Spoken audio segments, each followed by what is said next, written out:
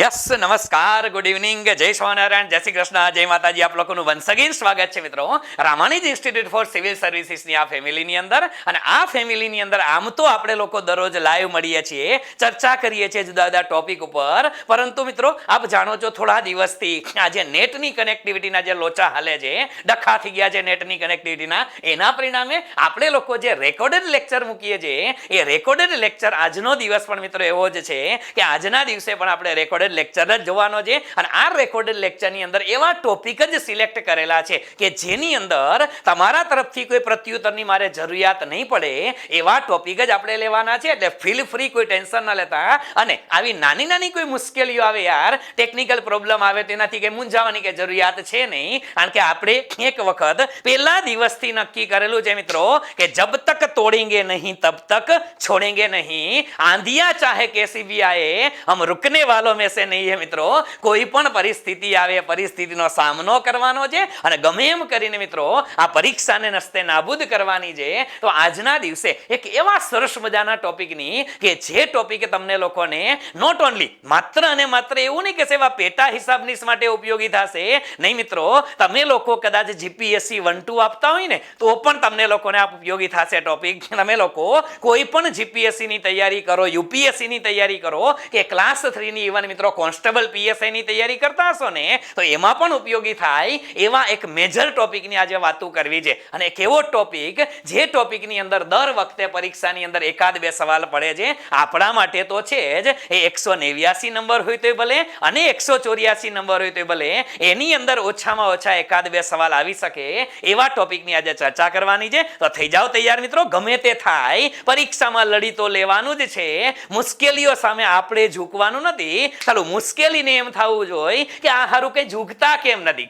ચાલો શરૂ કરીએ, આજના દિવસની શરૂઆત કરીએ આજના મોટિવેશનલ કોટ સાથે. એકદમ નાની એવી 3 લાઈન લઈને આવ્યો છું. જો अपने कदमों की काबिलियत पर विश्वास रखते हैं, जो अपने कदमों की काबिलियत पर विश्वास रखते हैं वही अक्सर मंजिल पर पहुंचते हैं, वही अक्सर मंजिल पर पहुंचते हैं. જેને પોતાના કદમો ઉપર ભરોસો હોય ને, જેને પોતાની જાત ઉપર ભરોસો હોય ને એ લોકો જ સફળતા મેળવે છે મિત્રો.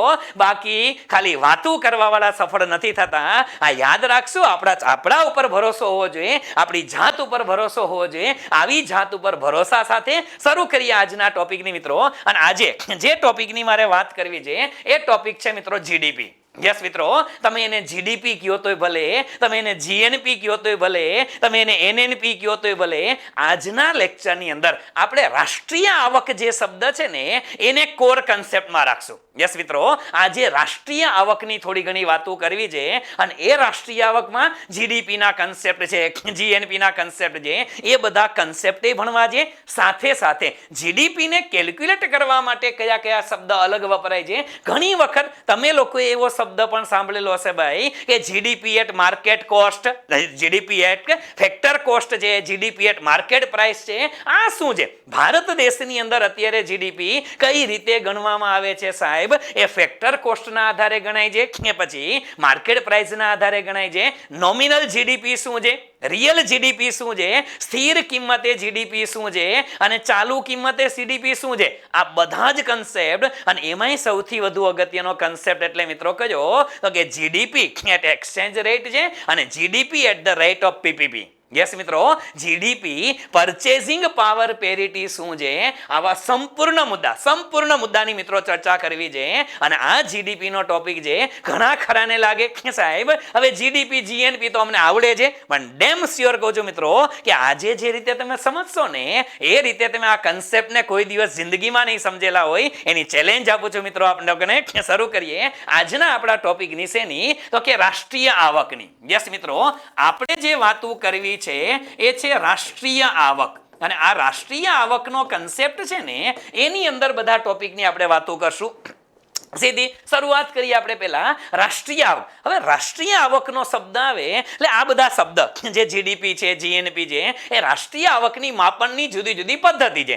દરેક પદ્ધતિ અલગ અલગ ક્રાઇટેરિયાથી ધ્યાનમાં લેવાય છે. આપણે તો રાષ્ટ્રીય આવક જે છે સાહેબ ભારત દેશની અંદર રાષ્ટ્રીય આવકની ગણતરી કરવાની જે વાત છે એવું ક્યારથી હાલે છે? તો આમાં સ્ટેટિક ફેક્ટ પણ અમુક યાદ રાખી લેજો મિત્રો કે ભારત દેશની અંદર જ્યારે અંગ્રેજોનું શાસન હતું, બેઉ ફેક્ટ છે મિત્રો કે અંગ્રેજોને ભારતની રાષ્ટ્રીય આવક કેટલી છે, લોકોની માથાદીઠ આવક કેટલી છે એમાં રસ જ નહોતો ભઈલા. એને તો આપણે લોકોને ચૂસવામાં રસ હતો, ગમે એમ કરીને લૂંટી લેવાતા. એટલા માટે અંગ્રેજોએ મિત્રો ક્યારેય પણ રાષ્ટ્રીય આવકની ગણતરી માટે વિચાર જ નહોતો કરેલો મિત્રો. પણ જે તે સમયે આપ લોકોને ખબર છે મિત્રો કે 1887 ના વર્ષની અંદર આ શબ્દ તમે સાંભળેલો હશે, સ્ટેટિક ફેક્ટ તરીકે યાદ રાખી લેજો. 1887 ના વર્ષની અંદર ભારતની અંદર જેને the grand old man of India કહેવામાં આવે છે. યસ મિત્રો, આ ભારતના grand old man of India, અને એ વ્યક્તિ એટલે કોણ? તો કે દાદાભાઈ નવરોજી. યાદ રાખજો મિત્રો, દાદાભાઈ નવરોજી છે ને એને સૌ પ્રથમ 1887 ની અંદર પોતાનું પુસ્તક લખેલું હતું, અને એ પુસ્તકનું નામ પણ પરીક્ષામાં પૂછાયેલું છે. કયું છે? Poverty and unBritish rule in India. કયું પુસ્તક હતું એનું? દાદાભાઈ નવરોજીએ પોતાનું પુસ્તક લખેલું હતું મિત્રો. એને પણ ટેકાવી દેજો. Poverty and unBritish rule. Poverty and unBritish rule in India. આ ખાસ યાદ રાખજો. આ પુસ્તક કોનું છે? તો કે દાદાભાઈ નવરોજીનું પુસ્તક છે. અને એ દાદાભાઈ નવરોજી 1887 ની અંદર આ પુસ્તકની અંદર સૌ પ્રથમ મિત્રો રાષ્ટ્રીય આવકનો ઉલ્લેખ કરેલો હતો. સૌ પ્રથમ રાષ્ટ્રીય આવક શું છે, રાષ્ટ્રીય આવકની ગણતરી કરવી જોઈએ, એનું મહત્વ શું છે, આ બધા જ પ્રસ્તાવ જે છે એ ક્યાં મૂકેલો હતો? અહીંયા એને અંદાજ મૂકેલો. સૌ પ્રથમ રાષ્ટ્રીય આવકનો અંદાજ જે છે ને એ અહીંયા જોવા મળે છે. એટલે ભારત દેશની અંદર રાષ્ટ્રીય આવકની ગણતરીની જો વાત આવે તો સૌથી પહેલા જે કન્સેપ્ટ આપનાર વ્યક્તિ હતા ને એ કોણ હતા? એ હતા મિત્રો દાદાભાઈ નવરોજી. અને આના માટે મિત્રો એક વસ્તુ આ વચ્ચે સાઈડમાં તમને કહી દો, કદાચ તમને એમ લાગે કે સાહેબ દાદાભાઈ નવરોજી એક ડ્રેઇન થિયરી આપેલી હતી. યાદ કરો, ડ્રેઇન ઓફ વેલ્થ નામની થિયરી આપેલી હતી. એ થિયરી જો કોઈને સમજવી હોય ને તો આપણી જ યુટ્યુબ ચેનલ ઉપર એક સરસ મજાનો લેક્ચર મેં લીધેલો છે, ધ ડ્રેઇન થિયરી કરીને છે. The drain theory of Dadabhai Naoroji. આટલું લખજો, યુટ્યુબ ની અંદર સર્ચ કરજો, મસ્ત મજાનો લેક્ચર છે. હા, પછી ભલે એ સવાલ છે એ મેન્સ ઉપયોગી વધારે, પણ ખરેખર છે ને મિત્રો અંગ્રેજો ભારતનું શોષણ કઈ રીતે કરતા હતા ને એની તબક્કાવાર એ ડ્રેઇન થિયરીના સેશનમાં મેં આપેલી છે. અચૂક જોઈ લેજો મિત્રો, ખૂબ જ જાણવાની મહત્વની માહિતી મળશે. આગળ વધીએ. દાદાભાઈ નવરોજીએ સૌથી પહેલા, હવે આ તો વાત ક્યારની છે ભાઈ? 1887 એટલે અંગ્રેજો જ્યારે ભારતમાં રાજ કરતા હતા. સાહેબ હજી થોડાક નજીક આવો, પહેલા આનાથી નજીક આવે તો આનાથી નજીક આવે એટલે વર્ષ આવે 1931-32. વર્ષ આવે 1931-32 નું વર્ષ હતું. આ 1931-32 ના વર્ષની અંદર પ્રોફેસર વી.કે. રાવ. કોના દ્વારા? તો કે પ્રોફેસર વી.કે. રાવ. ખરેખર વી.કે.એન.આર. રાવ આ બે શબ્દ એ વખત આવે છે. આપણે પ્રોફેસર રાવ તરીકે આને ઓળખીએ છીએ. પ્રોફેસર રાવ દ્વારા સૌથી પહેલા મિત્રો વૈજ્ઞાનિક રીતે, આ પણ પરીક્ષાની અંદર પૂછાય છે, વૈજ્ઞાનિક રીતે રાષ્ટ્રીય આવકની ગણતરી. શેની ગણતરી? વૈજ્ઞાનિક રીતે, સાયન્ટિફિકલી રાષ્ટ્રીય આવકની ગણતરી કરવાનો જો કોઈએ કન્સેપ્ટ ભારતમાં આપ્યો હોય ને એ કોણ હતા? કે પ્રોફેસર રાવ હતા. અને એ પ્રોફેસર રાવે મિત્રો નેશનલ ઇન્કમ એકાઉન્ટ સિસ્ટમ આપેલી હતી. શું આપેલી હતી? National income account system. આ પણ લખી નાખજો, national income account system. National income account system આપેલી હતી. અને કોને આપેલી હતી? એ પ્રોફેસર રાવે આપેલી હતી. અને એટલા માટે પ્રોફેસર રાવ જે છે ને એને મિત્રો ભારતમાં નેશનલ ઇન્કમ એકાઉન્ટિંગ સિસ્ટમના જનક કહેવામાં આવે છે, એના પિતામહ કહેવામાં આવે છે. આ પણ પરીક્ષાની અંદર પૂછી શકાય એવો શબ્દ છે કે ભારતમાં રાષ્ટ્રીય આવક એકાઉન્ટ સિસ્ટમના જનક કોણ છે? તો હા, એક યાદ રાખજો, ભલે ભારત દેશની અંદર સૌથી પહેલા અંદાજ મૂકવાનું કામ તો કોને કરેલું હતું? The grand old man of India Dadabhai નવરોજીએ. પણ રાષ્ટ્રીય આવકનો વૈજ્ઞાનિક કન્સેપ્ટ સાયન્ટિફિકલી કઈ રીતે ગણતરી કરવી એ આપનાર હતા પ્રોફેસર રાવ. અને એટલા માટે આ પ્રોફેસર રાવને નેશનલ ઇન્કમ એકાઉન્ટ સિસ્ટમના જનક તરીકે પણ ઓળખવામાં આવે છે. આટલી વસ્તુ આપણે એક એક્સ્ટ્રા મુદ્દા તરીકે યાદ રાખવાની છે. ઠીક છે, આટલી વસ્તુ તો આ પણ યાદ રાખશું. હવે આ તો વાત થઈ સાહેબ 1931-32ની અને બિફોર ઇન્ડિપેન્ડન્સ. સાહેબ દેશ આઝાદ થયા પછી શું એ પણ યાદ રાખી લ્યો મિત્રો કે દેશ આઝાદ થયો ને એટલે વર્ષ 1949માં દેશ આઝાદ થયા પછી 1949માં એક કમિટી બેસાડવામાં આવી અને એ સમિતિ કોણ હતી તો આ પણ યાદ રાખજો મિત્રો, પીસી મહાલનોબિસ સમિતિ. કઈ સમિતિ હતી? પીસી મહાલનોબિસ સમિતિ. અને આ પીસી મહાલનોબિસ સમિતિને બેસાડવામાં શેના માટે આવી તો કે રાષ્ટ્રીય આવક માટે. વન્સ અગેન રાષ્ટ્રીય આવકની ગણતરી કઈ રીતે કરવી જોઈએ તો રાષ્ટ્રીય આવક સમિતિ બેઠી હતી, પીસી મહાલનોબિસ હતી. એટલે સમિતિનું આપને ખબર જ છે કે કોઈ પણ કમિટી બેસે એના જે અધ્યક્ષ હોય, આપણે અધ્યક્ષના નામથી એ કમિટીને ઓળખીએ છીએ. તો એવી રીતે આ જે કમિટી હતી એ કમિટીનું નામ તો શું હતું મિત્રો? રાષ્ટ્રીય આવક સમિતિ. કઈ હતી? રાષ્ટ્રીય આવક સમિતિ કે કમિટી, જે કયો તે. ઇંગ્લિશમાં કમિટી કહે છે, ગુજરાતીમાં આપણે સમિતિ કહીએ છીએ. તો રાષ્ટ્રીય આવક કમિટી બનાવવામાં આવી અને એ રાષ્ટ્રીય આવક કમિટીના અધ્યક્ષ કોણ હતા? એ હતા પીસી મહાલનોબિસ સાહેબ હતા. અને એને એક રેકમેન્ડેશન આપ્યું ભારત દેશમાં. શું રેકમેન્ડેશન આપ્યું કે દેશની અંદર સેન્ટ્રલ સ્ટેટિસ્ટિકલ ઓર્ગેનાઇઝેશન બનાવો. શું બનાવો? પહેલા દેશની અંદર સેન્ટ્રલ સ્ટેટિસ્ટિકલ ઓર્ગેનાઇઝેશન બનાવો અને એના ભાગ સ્વરૂપે આ અધ્યક્ષની ભલામણને લીધે, આ સમિતિની ભલામણને લીધે, અહીંયા લખું છું પહેલા, આ સમિતિની ભલામણને લીધે ભારત દેશની અંદર શેની સ્થાપના થઈ તો કે 1951માં. નોંધ કરી લેજો મિત્રો, આ પણ પરીક્ષામાં પૂછી શકાય એવો શબ્દ છે. Central statistical organisation. શેની સ્થાપના થઈ? Central statistical organisation. બરોબર છે?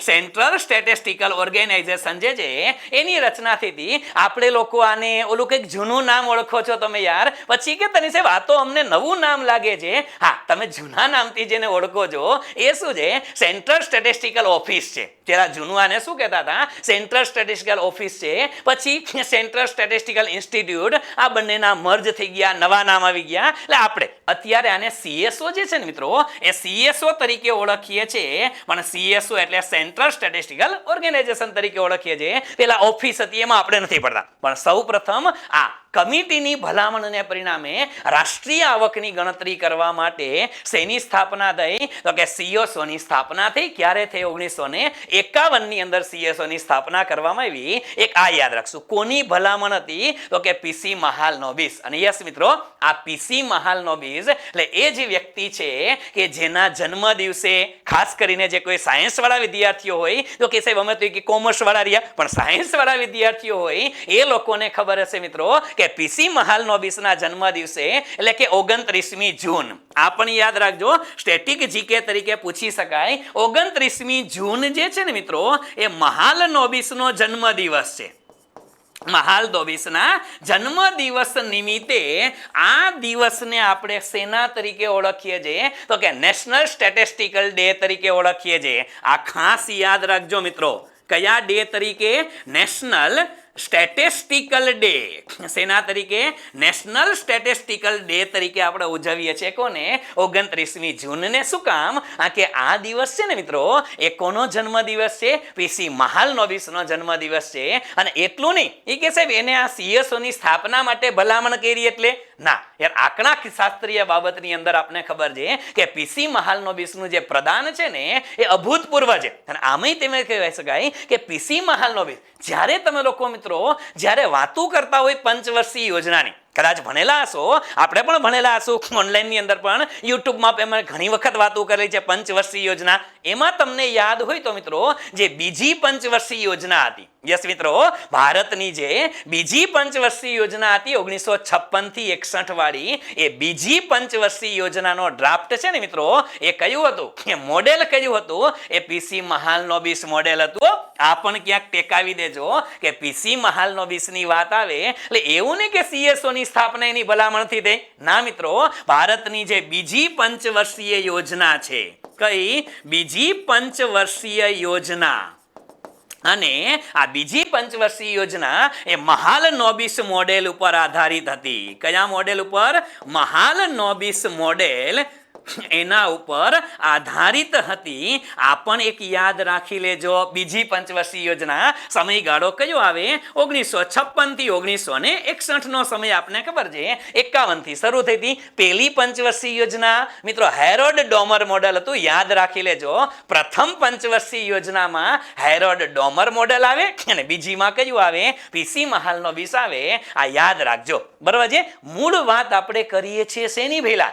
આપણે અત્યારે કથા જેની કરીએ છીએ એ કથા કોની હાલે છે? તો કે આ કથા હાલે છે રાષ્ટ્રીય આવકની કથા હાલે છે. તો આ વસ્તુમાં સૌથી પહેલા વન્સ અગેન એ કહે છે તમે ગમે ત્યાંથી ગમે ત્યાં ઘૂસી જાવજો, પણ ત્યાં ઘૂસી એટલા માટે જાવજો કે જે ફેક્ટ આજુબાજુમાં આવતા હોય ને એને લેતા જાય તો થોડુંક ઇન્ટરેસ્ટિંગ લાગે. એટલે મને એમ લાગે કે તમને ઓવરઓલ બધું આપી દઉં. હા, એટલા માટે, બરોબર છે. ચાલો, એટલે કંટાળી ન જતા એ કે નાના સેવી કે આમાં આ મહાલનોબિસ એટલે એની જ વાત કરું કે આની ના કરો, પણ આ તો થાશે યાર, આ મજબૂરી છે મારી, એટલે આ સાઈડમાં બધું આવશે લેતો જઈશ, બરાબર. ચાલો, સૌથી પહેલા પાછા ભારતમાં રાષ્ટ્રીય આવકનો કન્સેપ્ટ આપનાર વ્યક્તિ 1887 દાદાભાઈ નવરોજી. પછી 1931-32 પ્રોફેસર રાવ યાદ રાખશું, જેને નેશનલ ઇન્કમ એકાઉન્ટિંગ સિસ્ટમ આપેલી હતી, એ પણ યાદ રાખશું. 1949 કમિટી બેઠી, પીસી મહાલનોબિસ સમિતિ. અને એ કમિટીએ સજેશન આપેલું કે ભાઈ CSO ની રચના કરો. એટલે ભારત દેશની અંદર CSO ની પણ રચના કરવામાં આવેલી હતી. આ બધી વસ્તુ આપણે જોઈ. હવે ત્યાર પછી આગળ વધીએ કે સાહેબ રિસન્ટલી કયામાં અપડેટ ખરા? હા મિત્રો, રિસન્ટલી અપડેટ છે એ કયા છે મિત્રો? તો કે ખાસ ડોક્ટર સી રંગરાજન, બધા લોકો ઓળખો છો કે સી રંગરાજન કમિટી બેસાડવામાં આવી. અને એ ક્યારે મિત્રો? તો કે 2005 વર્ષ 2005 સી રંગરાજન કમિટી, સી રંગરાજન સમિતિ, આ કમિટી બેસાડવામાં આવી. અને એ કમિટીએ શું કીધું ભાઈ? સી રંગરાજન કમિટીએ કીધું કે દેશની અંદર શું કરો? નેશનલ સ્ટેટિસ્ટિકલ કમિશનની રચના કરો. શેની રચના કરો? સમજો, આ પણ પરીક્ષાની અંદર પૂછી શકાય એવો શબ્દ છે, national statistical commission. National statistical કમિશનની રચના કરો. આવું કોને કીધું? તો કે રંગરાજન કમિટીની ભલામણથી પરીક્ષામાં બે પૂછી શકાય કે રંગરાજન અથવા તો નેશનલ સ્ટેટિસ્ટિકલ કમિશનની સ્થાપના કઈ સમિતિની ભલામણને આધારે થઈ? તો કે રંગરાજન સમિતિની ભલામણ હતી. આની સ્થાપના ક્યારે થઈ હતી મિત્રો? તો કે વર્ષ 2005. ક્યારે સ્થાપના થઈ? વર્ષ 2005 સ્થાપના થઈ હતી. હજી પણ કામગીરી ચાલુ છે શેની? નેશનલ સ્ટેટિસ્ટિકલ કમિશન છે. અને એમાં એક ક્યારેક અલગ સેશન આપણે લેશું આના માટે, પણ અત્યારે માત્ર એટલું કહો મિત્રો કે આ નેશનલ સ્ટેટિસ્ટિકલ કમિટી હતી ને ભાઈ, એ કમિશનના સૌ પ્રથમ અધ્યક્ષ કોણ હતા? પરીક્ષાની અંદર પૂછી શકાય છે મિત્રો કે આના પ્રથમ અધ્યક્ષ સેના વેલા? તો કે નેશનલ સ્ટેટિસ્ટિકલ કમિશન, એ નેશનલ સ્ટેટિસ્ટિકલ કમિશનના પેલા અધ્યક્ષ કોણ હતા? તો આના અધ્યક્ષ હતા મિત્રો સુરેશ તેંડુલકર. કોણ હતા? સુરેશ તેંડુલકર, બરોબર છે. આ ઓલો આપણો તેંડુલકર નહીં પેલા, સચિન તેંડુલકર નહીં. કોણ? સુરેશ તેંડુલકર. અને આ તમને લોકોને ખબર છે કે ગરીબી માપનની અંદર પણ સુરેશ તેંડુલકર કમિટીએ જે ગરીબીની રેખા આપેલી હતી એમાં પણ નામ આવશે. પણ પેલા અધ્યક્ષ કોણ હતા? સુરેશ તેંડુલકર હતા. અને આજની તારીખે BK રોય છે. હાલમાં અધ્યક્ષ કોણ છે? આ પણ લખી નાખજો મિત્રો, પરીક્ષાની અંદર પૂછી શકાય કે ભારતમાં નેશનલ સ્ટેટિસ્ટિકલ કમિશન જે છે એના હાલના અધ્યક્ષ કોણ છે? એ BK રોય, બિમલ કે રોય છે. કોણ છે? બિમલ વાંચો તો એક કજો પેલા, આ બિમલ કે રોય. ઘણી વખત આને BK રોય તરીકે ઓળખે છે, પણ રોય એટલે રોય, એટલે આપણે રોવાનું નથી. આમાં હાલમાં અધ્યક્ષ કોણ છે? BK રોય છે. ઠીક છે. આટલી વસ્તુ કોના? નેશનલ સ્ટેટિસ્ટિકલ કમિશનના અધ્યક્ષ અત્યારે BK રોય છે. આટલી વસ્તુ આપણે યાદ રાખશું. ઠીક છે. આટલી વસ્તુ. હવે આ બધી વાતો તો થઈ સાહેબ કે આમાં તો તમે ક્યાં GDP ની વાતો કરી? પણ ભઈલા આ બધી માથાકૂટ એડવાન્સમાં એટલા માટે કરી કે રાષ્ટ્રીય આવકની ગણતરી કરવી છે, તો એના માટે એનો બેઝ શું હતો? એનો બેઝ આ બધો હતો. અને હવે આપણે સમજવાનું છે કે રાષ્ટ્રીય આવકની ગણતરી સાહેબ કઈ રીતે કરવામાં આવે છે. રાષ્ટ્રીય આવકની ગણતરી છે એ કઈ કઈ રીતે કરવામાં આવે છે? તો કે રાષ્ટ્રીય આવકની ગણતરી કરવા માટેની જે પહેલી પદ્ધતિ છે ને મિત્રો, એને શું કહેવાય છે? એને જીડીપી કહેવાય છે. એને શું કહેવાય છે? જીડીપી કહેવાય છે. હવે આપને બધાને ખબર છે, તમે સાદું જીડીપી તો ભણી ગયા હતા, આજે તમને મસાલાવાળું જીડીપી ભણાવવું છે. ખરેખર સાદું જીડીપી એટલે આપને બધાને ખબર છે. પહેલા જેને ન ખબર હોય એ લોકો લખશે ફૂલ ફોર્મ ગ્રોસ ડોમેસ્ટિક. શું લખીએ છીએ આપણે? ગ્રોસ ડોમેસ્ટિક પ્રોડક્ટ, એટલે એને જીડીપી કહે છે. અને ગુજરાતીમાં કાચી ઘરગથ્થુ પેદાશ. હાલો લખી નાખું હારોહાર. ગુજરાતીમાં કાચી ઘરગથ્થુ પેદાશ, બરાબર છે. આમ તો ગુજરાતી જીડીપી કયો એટલે હાલે, પણ કાચી ઘરગથ્થુ પેદાશ કોને કહેવાય? પેલા તો જીડીપી કોને કહેવાય? હવે મિત્રો, જીડીપી નો કન્સેપ્ટ છે ને, એ કન્સેપ્ટ માટે એક શબ્દ હું તમને લોકોને કહીશ. અને એ શબ્દ એટલે કયો ખબર છે?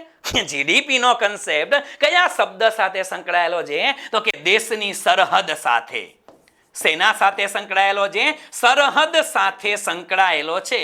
હવે સરહદ બોલે તો એક જ વસ્તુ છે કે નિશ્ચિત સમયગાળા દરમિયાન, એટલે 1 વર્ષના સમયગાળા દરમિયાન, સમજો આની ડેફિનેશન, 1 વર્ષના સમયગાળા દરમિયાન, નિશ્ચિત સમયગાળો એટલે આપણે 1 વર્ષ જ લેવાનો. અને આપણે 1 વર્ષ એટલે પાછું ક્યાંથી? 1 એપ્રિલથી ગણવાનું. કૃષિ વર્ષ પાછા અલગ અલગ હોય, એ નહીં લેવાના. 1 એપ્રિલથી 31મી માર્ચ સુધી નિશ્ચિત સમયગાળા દરમિયાન દેશની સરહદની અંદર, દેશની સરહદની અંદર જે ચીજ વસ્તુ કે સેવાનું ઉત્પાદન થાય, જે ચીજ વસ્તુ કે સેવાનું, જે ચીજ વસ્તુ કે સેવાનું ઉત્પાદન થાય, ચીજ વસ્તુ કે સેવાનું ઉત્પાદન થાય, તેનું ફાઇનલ મૂલ્ય અથવા તો તેનું આખરી મૂલ્ય, તેનું આખરી મૂલ્ય એટલે એને શું કહેવાય? તો કે એને ભાઈ જીડીપી કહેવાય. આટલી બધી વ્યાખ્યા, આમાં ગોળ ગોળ ગોળ ગોળ ફરવા જેવું કંઈ છે જ નહીં. છતાંય 1 વર્ષ દરમિયાન દેશની સરહદની અંદર જે ચીજ વસ્તુનું ઉત્પાદન થાય તેનું ફાઇનલ વેલ્યુ આવે, એને જીડીપી કહેવાય. હવે સીધો જ પ્રશ્ન આવે, સાહેબ કે આ બે વસ્તુ કયો? કે દેશની સરહદની અંદર જેનું ઉત્પાદન થાય, એટલે માની લ્યો કે ભારત દેશની અંદર, આપણા દેશની સરહદ એટલે દેશની સરહદની અંદર, ભારત દેશની અંદર કોઈ વિદેશી કંપની દ્વારા, સમજો મિત્રો, ભારત દેશની અંદર કોઈ વિદેશી કંપની દ્વારા કોઈ ચીજ વસ્તુનું ઉત્પાદન થયું હોય તો એ જીડીપીમાં આવે કે ન આવે? પહેલા આવે. શું કામ આવે? કારણ કે અહીંયા દેશની અંદર ભારતીય વ્યક્તિ કરે તોય ભલે અને વિદેશી કરે તોય ભલે. સમજો, જીડીપી ની અંદર કઈ ઇન્કમ ધ્યાનમાં રખાય છે? તો કે દેશનો વ્યક્તિ પણ આવે અને વિદેશી વ્યક્તિ પણ આવે. આ વિદેશી કંપની, અહીંયા ટેકાવી દઉં છું મિત્રો, અહીંયા તમને, કે વિદેશી કંપની કે વ્યક્તિ દ્વારા, આ વ્યક્તિની આવક જે છે ને ભાઈ, એ પણ ધ્યાનમાં લેવાય. આવક પણ ધ્યાને લેવાય. આ યાદ રાખજો, બરોબર છે. વન્સ અગેન અહીંયા શું ધ્યાનમાં રાખવાનું? દેશની સરહદ છે. પેલા સરહદની અંદર એ અમેરિકાનો ભૂરિયો આવીને ઉત્પાદન કરે તો એ આપણા જીડીપીમાં આવે, ભલે વિદેશનો વ્યક્તિ છે. અહીંયા જીડીપીના કન્સેપ્ટમાં મિત્રો સરહદ સાથે લેવા દેવા છે, સરહદ સિવાય વ્યક્તિ સાથે લેવા દેવા જ નથી. બરાબર છે. હવે પ્રશ્ન દેખીએ, સાહેબ સરહદ એટલે કઈ સરહદ સમજવાની? આ મારે તમને થોડુંક સમજાવવું છે યાર, મજા આવે એવો કન્સેપ્ટ છે. સરહદ એટલે શું? ઓકે, સરહદ એટલે એક તો આપણું જે રાજનૈતિક ક્ષેત્ર છે, એક તો પોલિટિકલ સરહદ આવે આપણી. કઈ આવે? તો કે સાહેબ પોલિટિકલ. હવે પોલિટિકલ બાઉન્ડ્રી જે છે, એ પોલિટિકલ બાઉન્ડ્રી એટલે આપણો ભારતનો જે પોલિટિકલ મેપ છે, એ મેપની અંદર આપણી જે બાઉન્ડ્રી દર્શાવી એને પોલિટિકલ બાઉન્ડ્રી કહે. એટલે ઓલા પોલિટિક્સ વાળાની નહીં પેલા, બરોબર છે. આ પોલિટિકલ બાઉન્ડ્રી એટલે આપણા મેપની અંદર જે દર્શાવી છે એ બધી શું છે? એ પોલિટિકલ બાઉન્ડ્રી છે. એ પોલિટિકલ બાઉન્ડ્રી તો ધ્યાનમાં લેવાય. બીજી વસ્તુ અહીંયા બીજું શું આવે? આ પણ સમજો કે આપણે અંતરિક્ષ પણ ધ્યાનમાં રખાય. સમજજો મિત્રો. હવે આપણે માની લ્યો, અત્યારે તો છે નહીં, પણ માની લ્યો આપણે ઇન્ટરનેશનલ સ્પેસ સ્ટેશન બનાવ્યું. હવે ભારતે ઇન્ટરનેશનલ સ્પેસ સ્ટેશન બનાવ્યું, એ કે ભારતની અંદર તો બને નહીં. સમજાય છે ને? ઇન્ટરનેશનલ સ્પેસ સ્ટેશન છે એ અત્યારે તો એક જ છે મિત્રો, અને એ વિશ્વના 5 દેશોએ ભેગા થઈને બનાવેલું છે. ઘણી વખત ચર્ચા થઈ છે, અત્યારે સાઇડ ટોપિકમાં નથી જતા, પણ ભારત આવું આપણું ઇન્ટરનેશનલ સ્પેસ સ્ટેશન, એટલે પૃથ્વીની સરહદી 400 થી 450 કિલોમીટર ઉપર એક 2 BHK કે 3 BHK નું મકાન બનાવે. હા, બનાવ્યું છે અત્યારે છે ઇન્ટરનેશનલ સ્પેસ સ્ટેશન બનાવે અને ત્યાં કોઈ લોકો આવે, ત્યાં આંટો મારવા આવે, રિસર્ચ માટે આવે, રોકાવા આવે, તો એની કોઈ આવક થાય. સમજો, એની કોઈ આવક થાય ને વિલા, એ ભારતની આવક ગણાય. એને ભારતની સરહદ કહેવાય. સમજી લેજો મિત્રો કે સરહદની અંદર માત્ર અને માત્ર પોલિટિકલ સરહદ નથી કહેતો, એની અંદર અંતરિક્ષ પણ આવી જશે. એટલે અંતરિક્ષની અંદર કોઈ કામ થયા હોય તો એને પણ શું ગણાય? ભારતની સરહદ ગણાય. પછી બીજો શબ્દ આવે છે સાહેબ કે સમુદ્રી સરહદ. આ તો આપને લોકોને ખબર જ છે. કઈ સરહદ? સમુદ્રી સરહદ. હવે સમુદ્રી સરહદ એટલે આપણે બધાને ખબર છે કે આપણી જે દરિયાઈ પટ્ટો છે, એ દરિયાઈ પટ્ટાથી અમુક માઇલ જે છે એ આપણી પોતાની ટેરિટરી. આપણો જે ઇકોનોમિક ઝોન જે છે એ ઇકોનોમિક ઝોન આપણો ભારતનો ગણાય. એટલે આપણી દરિયાઈ પટ્ટીની અંદર કોઈ ઉત્પાદન થયું હોય તો એ પણ શેમાં આવે? સરહદ જ કહેવાય. શેની અંદર? જીડીપી ની અંદર આવશે. તો આને પણ યાદ રાખશું. કઈ સરહદો? એ કે સાહેબ અંતરિક્ષે લેવાનું, સમુદ્રી સરહદે લેવાની. હવે એક શબ્દ આવે છે મિત્રો આની અંદર, ધ્રુવીય સરહદ. કેવી સરહદ? સાહેબ ધ્રુવીય સરહદ એટલે શું? હવે અહીંયા ડખો થાય. એક ધ્રુવીય સરહદ અને બીજો શબ્દ હાજર તમને લોકોને કહી નાખું મિત્રો કે ભારતના કોઈ પણ પ્રકારના જે દૂતાવાસ હોય. કયા વાસ? દૂતાવાસની ઇન્કમ એ પણ અહીંયા ધ્યાનમાં રખાય. હવે ડખો થયો સાહેબ એ કે આ બે શબ્દ ડખાવાળા છે. કયા? ધ્રુવીય સરહદ કોને કહેવાય અને દૂતાવાસ કોને કહેવાય? ચાલો 2 મિનિટ માત્ર આની વાત કરી દઉં. જીડીપી, કારણ કે જીડીપી કાઉન્ટ થાય ને પેલા, તો દૂતાવાસની ઇન્કમ છે એ પણ જીડીપીમાં જ આવે. એને દેશની સરહદ જ કહેવાય. અને ધ્રુવીય સરહદ કોને કહેવાય? તો તમને બધાને ખબર. હવે ધ્રુવીય સરહદ તો આપને બધાને ખબર છે. હાલો પેલા એની વાત કરી નાખું. આ આપણી જે ધ્રુવીય સરહદ છે, બરાબર છે, એ ધ્રુવીય સરહદની વાત કરું એટલે એવી સરહદ છે નહીં. આપને બધાને ખબર છે. મારું જીઓગ્રાફી નબળું છે, પેલા ચોખવટ કરીને ભણાવું છું, બરાબર છે, પણ જેટલું મને આવડે એટલું તમને કહું છું. હવે એમાં એક વચ્ચે આ પૃથ્વી છે. ખરેખર એ ગોળ નથી, જીઓડ છે. મેં એક લેક્ચર, પૃથ્વી ગોળ નથી જીઓડ છે અને મેપિંગ કેમ કરવું એના માટે યુટ્યુબમાં એક લેક્ચર છે, જોઈ લેજો. મેપિંગ કરવાનો તમારો અંદાજ બદલાવી દઈશ. આ એક લેક્ચર જોજો, મસ્ત મજાનો લેક્ચર છે. એટલે હું નથી કહેતો, છોકરાઓ કહે છે મેપિંગ, એમાં બધું લીધું. અત્યારે માની લ્યો આ પૃથ્વી છે, પૃથ્વીની અંદર વચ્ચે આવે ને આને 0 ડિગ્રી કહેવાય. 0 ડિગ્રી એટલે આપણે આને શું કહીએ? ઇક્વેટર કહીએ. શું કહીએ? ઇક્વેટર. તમે લોકો ગુજરાતીમાં ભૂમધ્ય રેખા, અચ્છા જે કહ્યું તે. હાલો આ શું છે? આ ઇક્વેટર છે એટલે કે ભૂમધ્ય રેખા.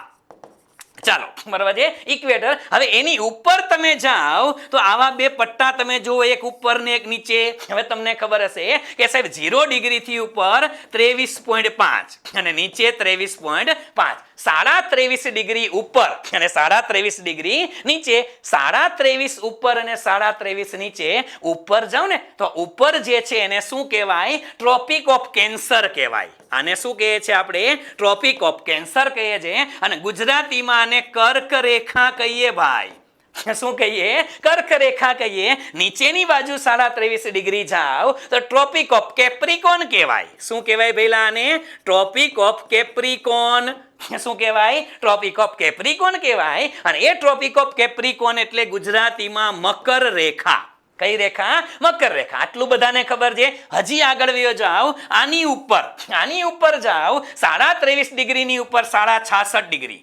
કેટલા? 66.5 ડિગ્રી ઉપર અને 66.5 ડિગ્રી કે સાહેબ નીચે. 66.5 ડિગ્રી ઉપર જાવ ને ભાઈ, એને શું કહેવાય? આને આર્કટિક સર્કલ કહેવાય. શું કહેવાય પહેલા? આને આર્કટિક સર્કલ કહેવાય. અને 66.5 ડિગ્રી નીચે હાલો ને એને એન્ટાર્કટિક સર્કલ કહેવાય. આ તો બધાને ખબર છે. એ કે સાહેબ આ તો અમને ખબર હતી, આમાં તમે શું નવું ભણાવ્યું? આમાં ક્યાં જીડીપી આવ્યું? કહું છું ભઈલા ધીરજ રાખો. કે મેં તમને કીધું તમે લાઈફમાં કોઈ દી જીડીપી નહીં સમજાય હોય એ રીતે તમને જીડીપી કરાવી દેશ યાર. ધ્રુવીય સરહદ.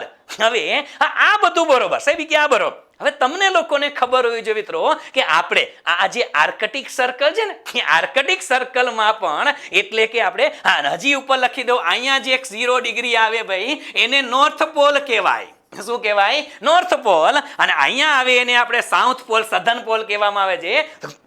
આ પોલ છે બધાય. આટલું ક્લિયર? હવે આપને ખબર હોવી જોઈએ પહેલા કે આપણે ભારતે નહીં, વિશ્વના દરેક દેશોએ મિત્રો આર્કટિકમાં અને એન્ટાર્કટિકમાં પોતાની રિસર્ચ લેબ ખોલેલી છે. ખબર હોવી જોઈએ કે ભારતે અને આપણે વિશ્વના બીજા દેશને હું કામ માથાકૂટમાં લઈ આવેલા, આપણી જ વાત કરી. ભારતે આર્કટિકમાં અને એન્ટાર્કટિકમાં બંનેમાં પોતાની રિસર્ચ લેબોરેટરી ખોલેલી છે. એ આર્કટિક ઝોનની અંદર આપણી રિસર્ચ લેબોરેટરીમાં કોઈ આવક થાય ને ભાઈ, એને જીડીપીમાં ગણાય. આ કે આપણી સરહદ કહેવાય.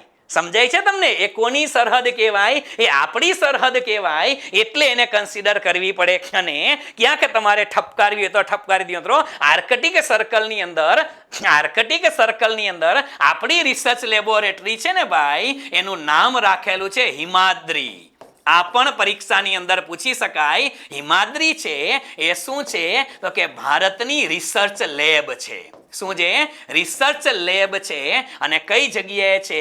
તો કે આર્કટિક ઝોનમાં છે. કઈ જગ્યાએ છે? આર્કટિક ઝોનની અંદર ભારતની રિસર્ચ લેબ કઈ છે? હિમાદ્રી કરીને છે. આને એક યાદ રાખશો, બરોબર છે? એ કે છે ત્યાં છે હિમાદ્રીમાંથી કોઈ પણ પ્રકારની આવક થઈને એ જીડીપીમાં આવે. બરાબર છે? આ ખબર હોવી જોઈએ. પહેલા એન્ટાર્કટિકા, હમણાં તમને ખબર છે ભારતે પોતાનું 40મું કન્વેન્શન મોકલ્યું. ક્યાં? એન્ટાર્કટિકાની અંદર. એન્ટાર્કટિકા સાહેબ તો એ કોઈની માલિકી ખરી ના? એન્ટાર્કટિકા છે ને ભાઈ એવો દેશ છે, એવો કન્ટિનેન્ટ કહેતો કન્ટિનેન્ટ, અહીંયા કોઈની માલિકી નથી. અહીંયા જે જાય બધાની માલિકી, જે જાય એ બધાની માલિકીનો છે. પણ એના માટે 14 નીતિ નિયમો છે. એ 14 નીતિ નિયમો કયા છે અત્યારે નથી પડતા, એ ક્યારેક સ્પેશિયલ સેશનમાં ભણાવીશ. પણ આર્કટિક રિજિયનની અંદર જાય, આર્કટિક ઝોનની અંદર પણ મિત્રો ભારતની રિસર્ચ લેબોરેટરી છે. અહીંયા પણ ભારતની રિસર્ચ લેબોરેટરી છે. અને એ રિસર્ચ લેબોરેટરી એટલે કઈ? તો આપણે બધાને ખબર હોય જોઈએ હાલમાં જે છે એ કઈ છે? પરમેનન્ટ લેબ છે. કઈ છે? એ ભારતી છે. કઈ છે? ભારતી. અને બીજી છે મૈત્રી. કઈ છે? એક ભારતી અને બીજી કઈ છે? મૈત્રી. એક નામ તમે સાંભળેલું હશે મિત્રો, દક્ષિણ ગંગોત્રી. યસ મિત્રો, એક નામ સાંભળેલું હશે, દક્ષિણ ગંગોત્રી. હવે આ છે ને એ ખરેખર બંધ હાલતમાં છે. એટલે બંધ હાલતમાં એટલે આ બે શરૂ થઈ ગઈ, એને પછી બંધ કરી દીધેલી છે. હાલમાં આપણે યાદ રાખશું મિત્રો. એ કઈ યાદ રાખશું? એક તો ભારતી અને બીજી મૈત્રી. દક્ષિણ ગંગોત્રી કીએ તો છે અહીંયા જ. કોની છે? ભારતની રિસર્ચ લેબ છે. આ રિસર્ચ લેબની અંદર કોઈ પણ પ્રકારની ઇન્કમ થાય ને ભાઈ, એ જીડીપીમાં આવે. બરાબર છે? ભલે આપણે ક્લાસ 3ની પરીક્ષામાં, જીપીએસસી 1-2ની પરીક્ષામાં સાહેબ કે આવા સવાલ પૂછાય, એ પૂછાય કે ન પૂછાય એની ડેફિનેશનમાં છે. શેની ડેફિનેશનમાં? જીડીપીની ડેફિનેશનની અંદર આ છે કે ધ્રુવીય સરહદ ધ્યાનમાં લેવાની. તો ડખો થઈ જઈને તો ન સમજો તો ખાલી ચોપડીમાં વાંચવાથી ખબર પડે ધ્રુવીય સરહદમાં શું આવે. અલિયા સમજવું પડે. આને શું કહેવાય? ધ્રુવીય સરહદ કહેવાય. આ પણ શેમાં આવે? જોજો આ જીઓગ્રાફી નથી હાલતું પેલા. હેલો, જાગો છો ને? આ જીઓગ્રાફી નથી હાલતું, આ ઇકોનોમી હાલે છે. અને ઇકોનોમીમાં શેની વાતો કરી છે? જીડીપીની. ડખો ન થઈ જાય, ધ્યાન રાખજો. જીડીપી એમાં બધું ભણવું પડે, પેલા ભણવું પડે. અને મેં પેલા કીધું મારી આદત, ખરાબ આદત મુજબ આજુબાજુમાં જેટલું આવે બધું ઉપાડતો જાય છે, જેથી કરીને માથાકૂટને વાવાઝોડા જેવું કામ છે. હાથમાં જે આજુબાજુ ટેરિટરીમાં એવું બધું ઉડે. બરોબર છે? હાલ આપણે ઉડાડવું નથી. હા, ધ્રુવીય સરહદની વાતો કરતા હતા. ક્લિયર? હવે એક બીજો શબ્દ આપણે લીધો તો સાહેબ, એ કે તમે હમણાં કીધું સાહેબ દૂતાવાસ. Yes, very good. હવે દૂતાવાસ જે છે, તો દૂતાવાસની અંદરથી કોઈ આવક થાય તો એ આવક એ જીડીપીમાં આવે. સાહેબ દૂતાવાસ એટલે શું? તો દૂતાવાસ એટલે તમે બે શબ્દ સાંભળતા હશો મિત્રો. મેં એક આખો સેશન આના ઉપર લીધેલો છે, પણ છતાંય માત્ર ને માત્ર એક નાની એવી વાત તમને કહી દઉં. બે શબ્દ દૂતાવાસ માટે વપરાય છે. એક શબ્દ આવે છે એમ્બેસી. એક કયો શબ્દ આવે છે? એમ્બેસી. અને બીજો શબ્દ આવે છે મિત્રો હાઈ કમિશન. કયો શબ્દ આવે છે? High commission.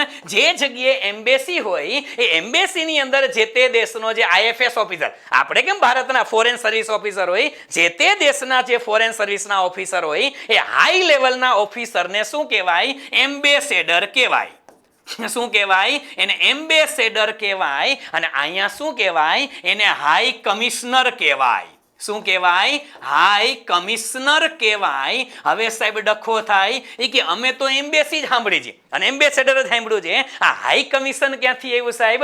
એક નાની એવી વાત કહું, ખરેખર મિત્રો રૂલ એવો છે, ભલે આખા વર્લ્ડની અંદર બધે એમ્બેસી તો છે, એમ્બેસી છે, પણ એમ્બેસીની અંદર અમુક ભાગ એવો હોય છે જેને હાઈ કમિશન તરીકે ઓળખવામાં આવે છે.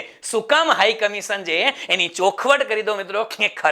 ખરેખર કોને કહેવાય? આ એમ્બેસીમાં અને હાઈ કમિશનમાં ફરક શું ખબર છે તમને? લોકોને ખબર હોય, એક શબ્દ સાંભળેલો હશે તમે, કોમનવેલ્થ નેશન. કયો શબ્દ સાંભળેલો હશે?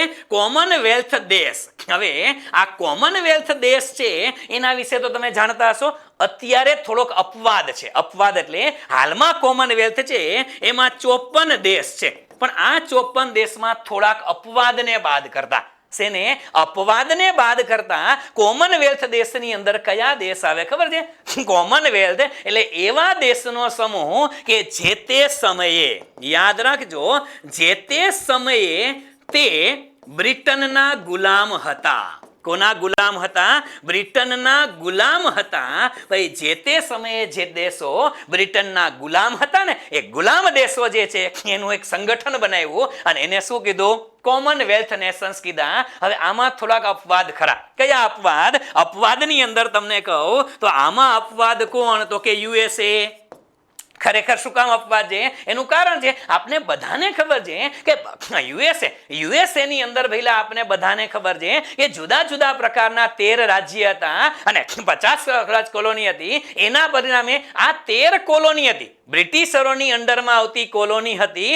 અમેરિકા વાળા પણ જે તે વખતે બ્રિટિશરોના ગુલામ હતા, પણ અમેરિકાએ કીધું કે અમારે આમાં નથી રહેવું. કા? એ કે અમારે તો અમારી આબરૂ જાય. શું આબરૂ જાય? કઈ નહીં, બધાને ખબર છે કે આની, હા, એનું કારણ શું છે? આ ગ્રુપની અંદર કેવા દેશ છે કે જે દેશ જે તે વખતે બ્રિટનના ગુલામ હતા, એ કે અમે ઈ લિસ્ટમાં આવી, અમે ગુલામ હતા તો એ કે અમારી આબરૂ જાય. હવે હોય તો છે ને એમાં, હવે સારું છે બીડેન આવ્યા પછી, પણ આ વસ્તુ છે એટલે અમેરિકાની અંદર નથી. ખરેખર અમેરિકા હતો, કોમન ગુલામ જ હતો, છતાં એની અંદર નથી. એવી રીતે મિત્રો 2-4 દેશ તમે કહો. સુડાન. હવે સુડાન નામનો દેશ છે એ પણ શું છે મિત્રો? હવે સાઉથર્ન સુડાન હવે 2 ભાગ પડી ગયા છે, પણ સુડાન નામનો દેશ, એ દેશ ક્યારેય બ્રિટનનો ગુલામ જ નહોતો અને છતાંય આ આજની તારીખે છે. અમેરિકા નહોતો, ગુલામ હતું છતાંય નથી, પણ કઈ વાંધો નહીં. હવે નિયમ એવો છે, યાદ રાખજો મિત્રો, નિયમ એવો છે કે જે સમજો, જે તે વખતે કોમનવેલ્થ દેશ છે અત્યારે, આ કોમનવેલ્થ દેશનો કોઈ વ્યક્તિ, સમજો, કોમનવેલ્થ દેશનો જે કોઈ ઓફિસર જે છે અથવા તો હાઈ મેજર ઓફિસર છે, ફોરેન ઓફિસર છે, એ કોમનવેલ્થ દેશનો ફોરેન ઓફિસર કોઈ જગ્યાએ બેસે ને ભઈલા, એને હાઈ કમિશન કહેવાય. કોને હાઈ કમિશન કહેવાય? હાઈ કમિશનની અંદર કોણ આવે? તો કે કોમનવેલ્થ દેશવાળા. કયા દેશવાળા? કોમનવેલ્થ દેશવાળા જે જગ્યાએ બેસે ને એને હાઈ કમિશન કહેવાય. અને કોમનવેલ્થ સિવાયના, કયા? કોમનવેલ્થ સિવાયના અન્ય દેશના રાજદૂતો, ભાઈ અન્ય દેશના રાજદૂત જ્યાં બેસે ને એને એમ્બેસી કહેવાય. કોમનવેલ્થ દેશના રાજદૂતો, યાદ રાખજો, સમજો કોના? કોમનવેલ્થ દેશના રાજદૂતો. કોમનવેલ્થ દેશના રાજદૂત જે જગ્યાએ બેસે એને શું કહેવાય? એને હાઈ કમિશન કહેવાય. અને અન્ય દેશના બેસે એને એમ્બેસી કહેવાય. શું કહેવાય? એમ્બેસી કહેવાય. હવે યાદ રાખજો, ભારતમાં એમ્બેસી છે જ.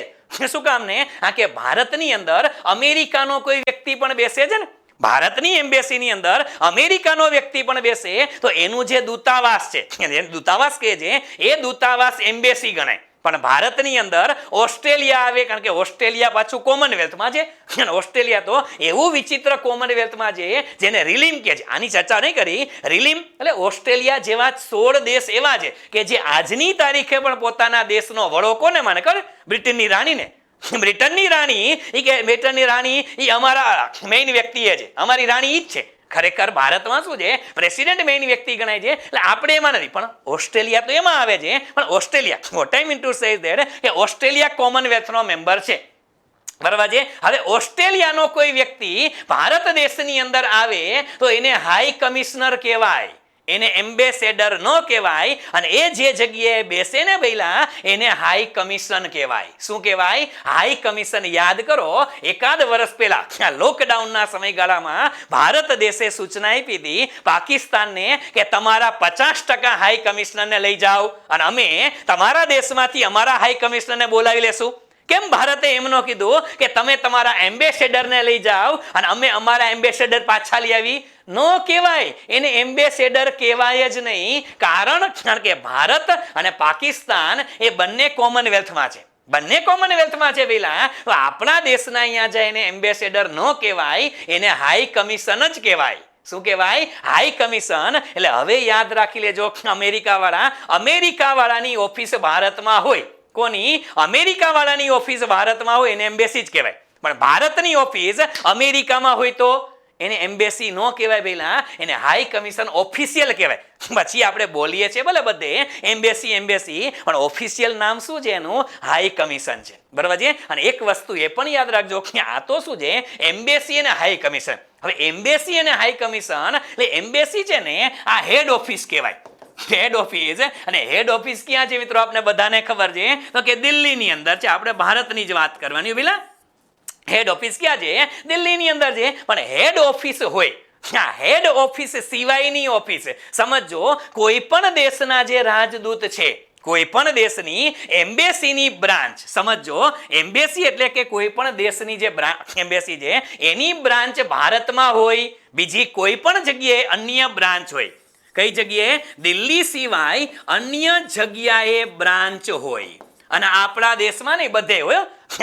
એમ્બેસી દિલ્હીમાં છે, પણ એક બ્રાન્ચ ઓફિસ એ લોકોએ દિલ્હી જગ્યાએ મુંબઈમાં રાખી છે, એક બ્રાન્ચ ઓફિસ બેંગ્લોરમાં છે. તો આ દિલ્હીની અંદર જે છે એ તો એમ્બેસી છે. બરાબર છે. એમ્બેસી અથવા હાઈ કમિશન. પણ એની જે બ્રાન્ચ હોય ને એ બ્રાન્ચને શું કહેવાય? એ બ્રાન્ચને કોન્સ્યુલેટ કહેવાય. શું કહેવાય છે? કોન્સ્યુલેટ કહેવાય. આ બ્રાન્ચને શું કહેવાય? કોન્સ્યુલેટ. શું કહેવાય છે? જેની બ્રાન્ચ હોય ને ભાઈ એને કોન્સ્યુલેટ કહેવાય. શું કહેવાય? કોન્સ્યુલેટ. તમે ક્યાંક જીડીપી નો ક્વેશ્ચન વાંચો ને એમાં લખેલું છે કે હાઈ કમિશનની, એમ્બેસીની, હાઈ કમિશનની કે કોન્સ્યુલેટની આવક. શેની આવક? કોન્સ્યુલેટની આવક. કોન્સ્યુલેટ એટલે શું? કે આપણી વિદેશમાં કોઈ જગ્યાએ એમ્બેસી તો છે, અમેરિકામાં એમ્બેસી છે, એની મેઇન જે છે એ એમ્બેસી. પછી જે બીજી બ્રાન્ચ હોય, બીજી એ દેશમાં બીજી બ્રાન્ચ હોય ને એને કોન્સ્યુલેટ કહેવાય. તો આપણા રાજદૂત અહીંયા ગયા છે, આપણા હાઈ કમિશનર અહીંયા ગયા છે, તો આપણા હાઈ કમિશનર અહીંયા ગયા. અને આનો એ નિયમ છે મિત્રો, આનો પણ નિયમ છે. એના માટે જીનીવા કન્વેન્શનની મેં વાત કરી હતી કે કોઈ પણ દેશની એમ્બેસીની અંદર છે ને તમે એની પરમિશન વગર ના જઈ શકો. ના જઈ શકો મિત્રો. ભારત દેશની અંદર પાકિસ્તાનની એમ્બેસી છે, એમ્બેસીમાં જગ્યા આપેલ, હાઈ કમિશન છે, એટલે એ જગ્યામાં પાકિસ્તાનનો હાઈ કમિશનર જે જ્યાં સુધી ઓર્ડર ન આપે ને ત્યાં સુધી દેશના વડાપ્રધાન નહીં, રાષ્ટ્રપતિ પણ પગ ના મૂકી શકે. ના મૂકી શકે મિત્રો. ઓફિશિયલી એમ્બેસી કે હાઈ કમિશન એટલે એની જગ્યા માની લેવાની. કોની? પાકિસ્તાન હોય તો પાકિસ્તાનની, અમેરિકા હોય તો અમેરિકાની, ચાઇના હોય તો ચાઇનાની. ચાઇનાને પૂછ્યા આપણા ભારતમાં, આપણા દિલ્હીમાં ચાઇના વાળાની ઓફિસ છે, એમાં આપણા પ્રેસિડેન્ટ પણ જઈ ન શકે પરમિશન વગર. જીનીવા કન્વેન્શન છે, યુટ્યુબમાં ચર્ચા કરી છે, મોટી વાતો છે, એમાં જોઈ લેજો. બરોબર છે. આવતારીઓ મૂળ વાત આપણે શેની કરતા હતા ભૂલી જતા નહીં. એ કે સાહેબ અમને એવું લાગે છે કે અમે કંઈક બીજો વિષય ભણી છે. ના ભઈલા, આપણે ભણીએ છીએ ઇકોનોમી. બરાબર છે. અને ઇકોનોમીની અંદર કયો કન્સેપ્ટ ચાલે છે? આ જીડીપી એટલે આપણે કીધું ભઈલા, પાછા મૂળ વાત ઉપર આવો. જીડીપી એટલે ગ્રોસ ડોમેસ્ટિક પ્રોડક્ટ છે. અને ગ્રોસ ડોમેસ્ટિક પ્રોડક્ટ એટલે જીડીપી એને દેશની સરહદ ધ્યાનમાં લેવાની. શું ધ્યાનમાં લેવાની? દેશની સરહદ. સરહદની અંદર પોલિટિકલ બાઉન્ડ્રી પણ આવે, અંતરિક્ષ પણ આવે, સમુદ્રી સરહદ પણ આવે, આ ધ્રુવીય સરહદ. બરોબર છે. પછી દૂતાવાસ આવે. આ બધું શેની અંદર આવી જાય? એ આપણી બાઉન્ડ્રીમાં આવે. શેમાં આવે? બાઉન્ડ્રીમાં. એટલે આ જગ્યાએથી ભારતીય દ્વારા કે વિદેશી વ્યક્તિ દ્વારા, કોઈ પણ વ્યક્તિ દ્વારા આટલી જગ્યાએથી આવક ઊભી થાય તો એને શેમાં ગણવાની? જીડીપીમાં. બરાબર છે. એ પછી ભારતનો વ્યક્તિ હોય તો એ ભલે, અને ન હોય તો પણ ભલે, એને ગણાય શું? એ ભારતની જ આવક ગણાય, એટલે જીડીપી ગણાય. અને જીડીપી છે ને મિત્રો એ આખા વિશ્વનું, આખા વર્લ્ડની અંદર મિત્રો એ ક્યાંક ટેકાવી દેજો, વિશ્વનું સૌથી વિશ્વનું સૌથી પાવરફુલ ઇન્ડિકેટર છે. ઇન્ડિકેટર દેશની રાષ્ટ્રીય આવકની ગણતરી કરવી હોય ને તો કોઈ પણ દેશ છે એ હંમેશને માટે આ ગણતરી કોના આધારે કરે છે? જીડીપીના આધારે. કારણ કે સૌથી પાવરફુલ ઇન્ડિકેટર જે છે એ પાવરફુલ ઇન્ડિકેટર તરીકે કોણ છે? જીડીપી છે. આખા વર્લ્ડના લોકો જીડીપીના કન્સેપ્ટને ગળે ઉતારે છે અને ધ્યાનમાં રાખે છે. રેડી? આટલી વસ્તુ શેની કથા કરી? આ જીડીપીની વાતો કરી, ગ્રોસ ડોમેસ્ટિક પ્રોડક્ટ. શેની વાતો કરી છે? ગ્રોસ ડોમેસ્ટિક પ્રોડક્ટની વાતો કરીએ છીએ. હવે આના જેવો એક બીજો શબ્દ આવે છે, હવે એ પણ તમે લોકો શીખી ગયા છો. અને એ બીજો શબ્દ એટલે કયો? સાહેબ કે જીડીપી હતી. હવે શબ્દ આવે જીએનપી. કયો શબ્દ આવે? જીએનપી. એટલે જીએનપી એટલે શું થાય? પહેલા લખી દઉં, ગ્રોસ નેશનલ પ્રોડક્ટ. કયો શબ્દ આવે? Gross national product. હવે ગ્રેસ નેશનલ પ્રોડક્ટ એને ગુજરાતીમાં લખવું હોય તો કાચી રાષ્ટ્રીય પેદાશ. ગ્રોસ છે એટલે કાચી હોય, કાચી રાષ્ટ્રીય પેદાશ. કાચી રાષ્ટ્રીય પેદાશ પેલી ઘરગથ્થુ હતી, ડોમેસ્ટિક એટલે ઘરગથ્થુ હતી, અને આ શું છે? રાષ્ટ્રીય છે. હવે કાચી રાષ્ટ્રીય પેદાશ જીએનપી ની અંદર શું આવે? તો આ યાદ રાખજો, જીએનપી નો કન્સેપ્ટ જેમ જીડીપી નો કન્સેપ્ટ છે, એક શબ્દ પકડો, જીડીપી નો કન્સેપ્ટ સરહદ સાથે જોડાયેલો છે. કોની જોડે? સરહદ સાથે જોડાયેલો છે. એવી રીતે મિત્રો જીએનપી નો કન્સેપ્ટ છે ને ભાઈ, એ દેશના નાગરિક સાથે જોડાયેલો છે, અથવા તો વ્યક્તિ સાથે. કોના સાથે? વ્યક્તિ સાથે જોડાયેલો છે. અને વ્યક્તિ સાથે જોડાયેલો એટલે કોને કહેવાય? તો સમજો કે એક વર્ષના સમયગાળા દરમિયાન, આપણે વર્ષ તો એક જ લેવાનું છે, એક વર્ષના સમયગાળા દરમિયાન, શબ્દ સમજો, એક વર્ષના સમયગાળા દરમિયાન દેશના નાગરિક દ્વારા, દેશના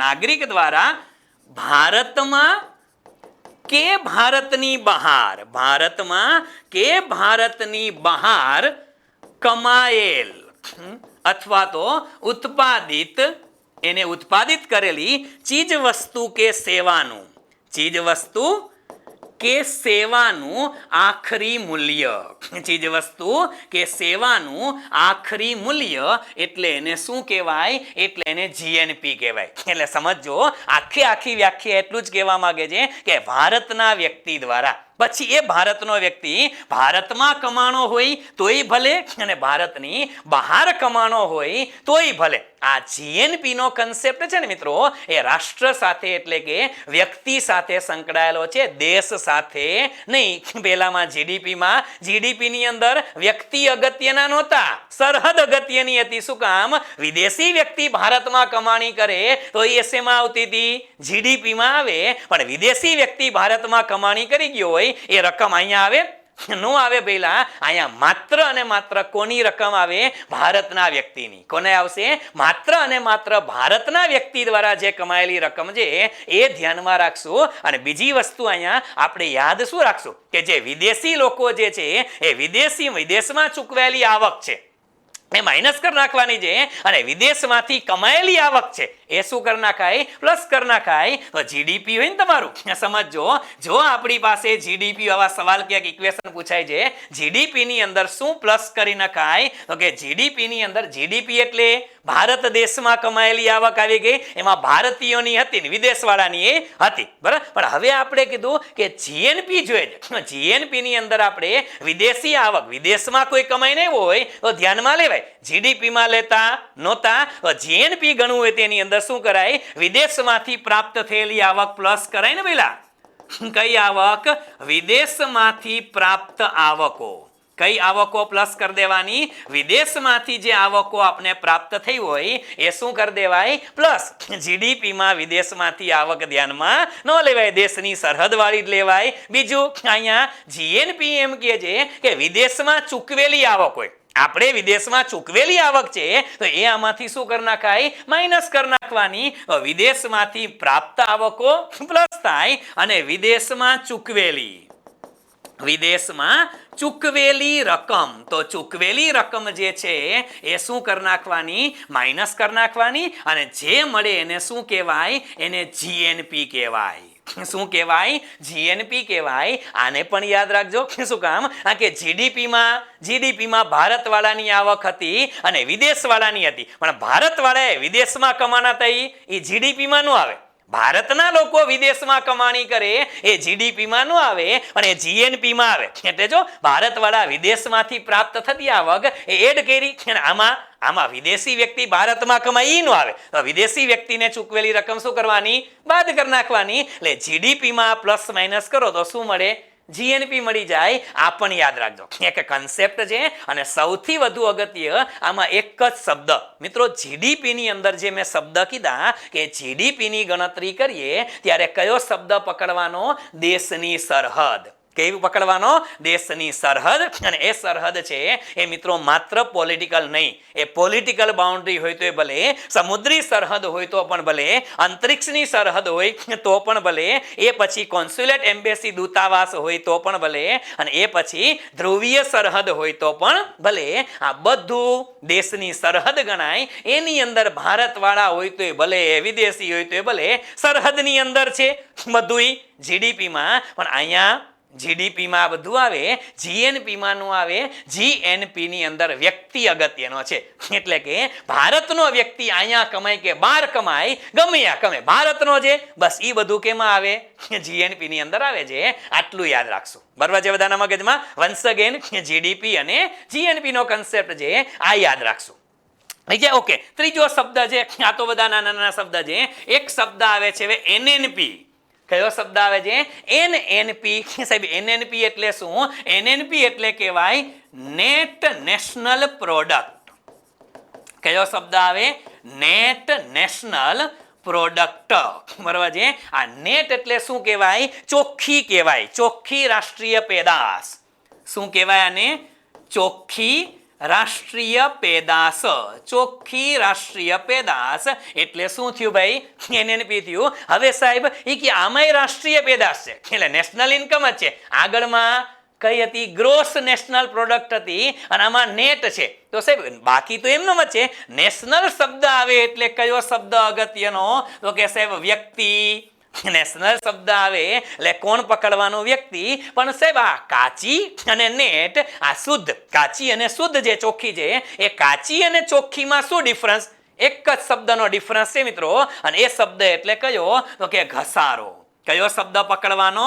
ઘસારો. એટલે કે ડેપ્રિસિએશન. ભાઈ ઉત્પાદનના જે સાધનો હોય ને, હમણાં વાતો કરશું આપણે, જમીન મૂડી શ્રમ નિયોજક, જમીન મૂડી શ્રમ નિયોજક, આ લેન્ડ લેબર કેપિટલ એન્ટરપ્રિન્યોરશિપ, આ ઉત્પાદનના સાધનો ઉપર જે ઘસારો લાગે, ઉત્પાદનના સાધનો ઉપર જે ઘસારો લાગે ને એ બાદ કરવો પડે ભઈલા. અને એ ઘસારો શેમાંથી બાદ કરાય? સમજો ભઈલા, એ આપણી જે જીએનપી હતી. શું હતી?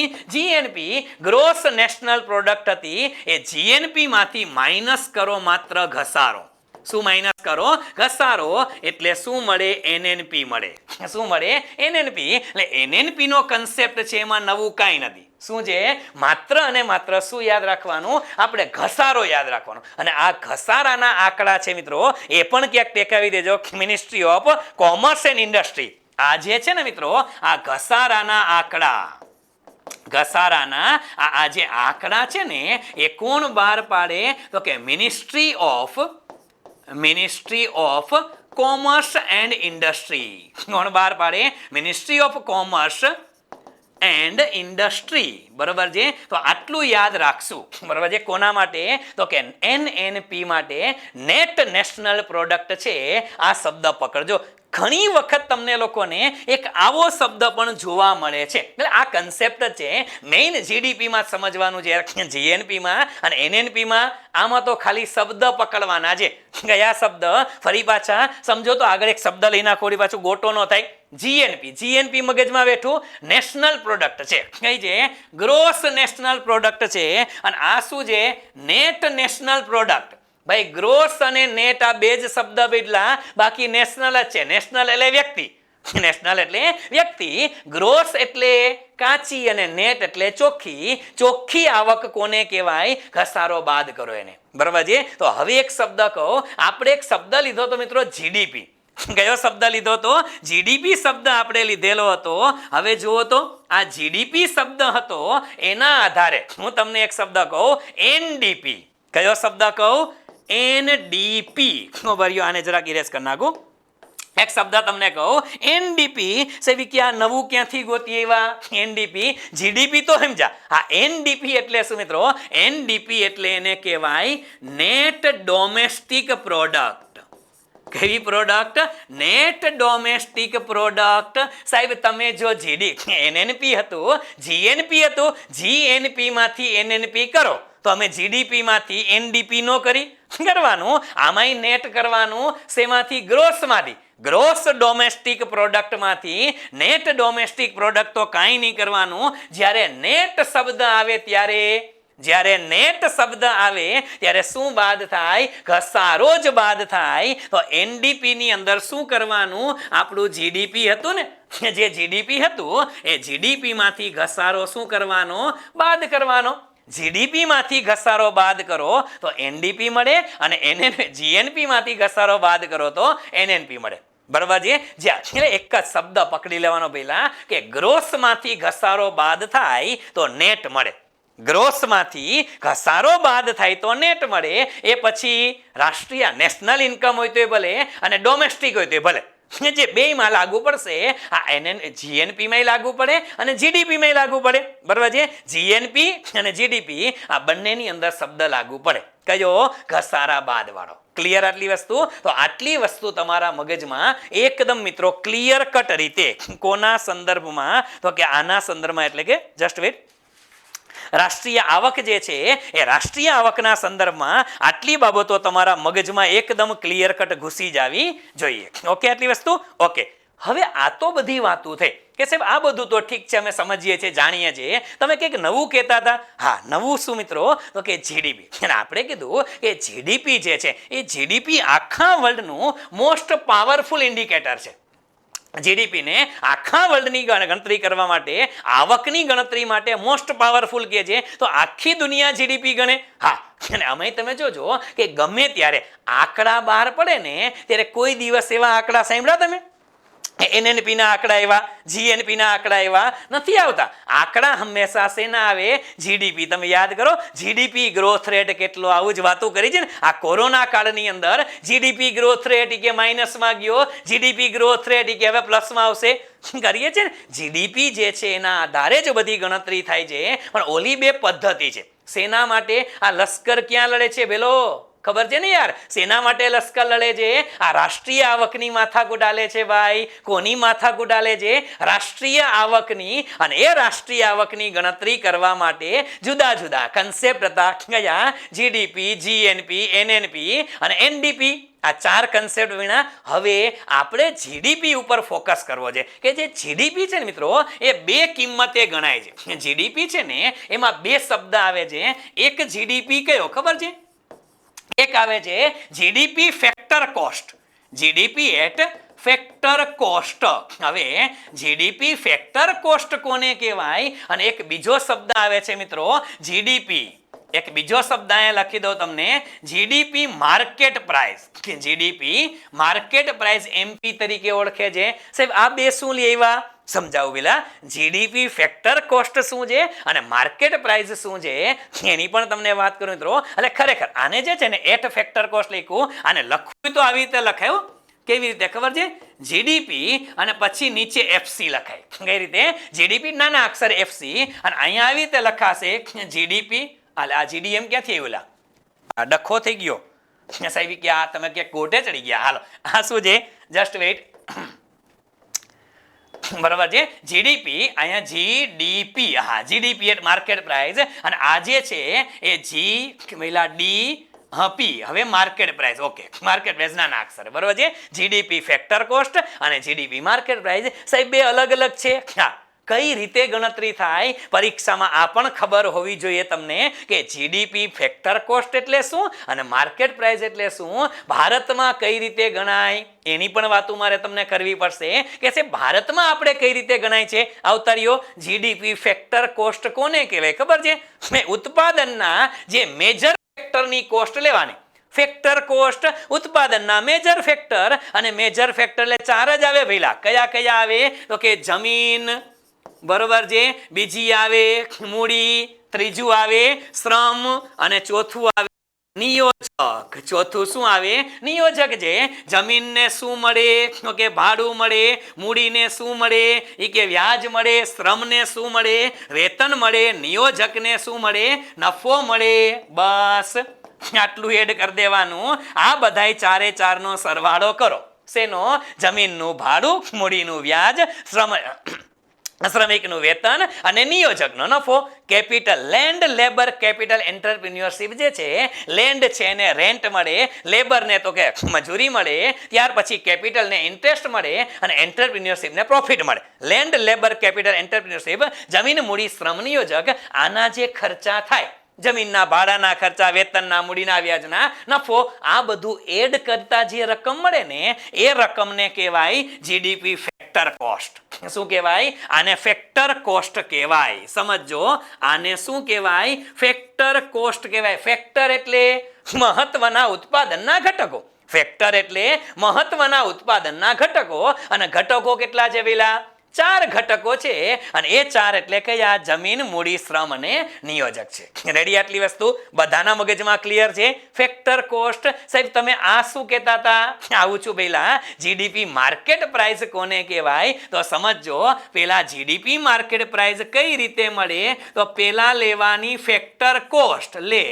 એટલે માર્કેટ પ્રાઇસ ગણવા માટે તમારી પાસે કઈ હોવી જોઈએ? ફેક્ટર કોસ્ટ હોવી જોઈએ. ઓકે, ફેક્ટર કોસ્ટ લેવાની અને એની અંદર પ્લસ કરવાના ટેક્સીસ.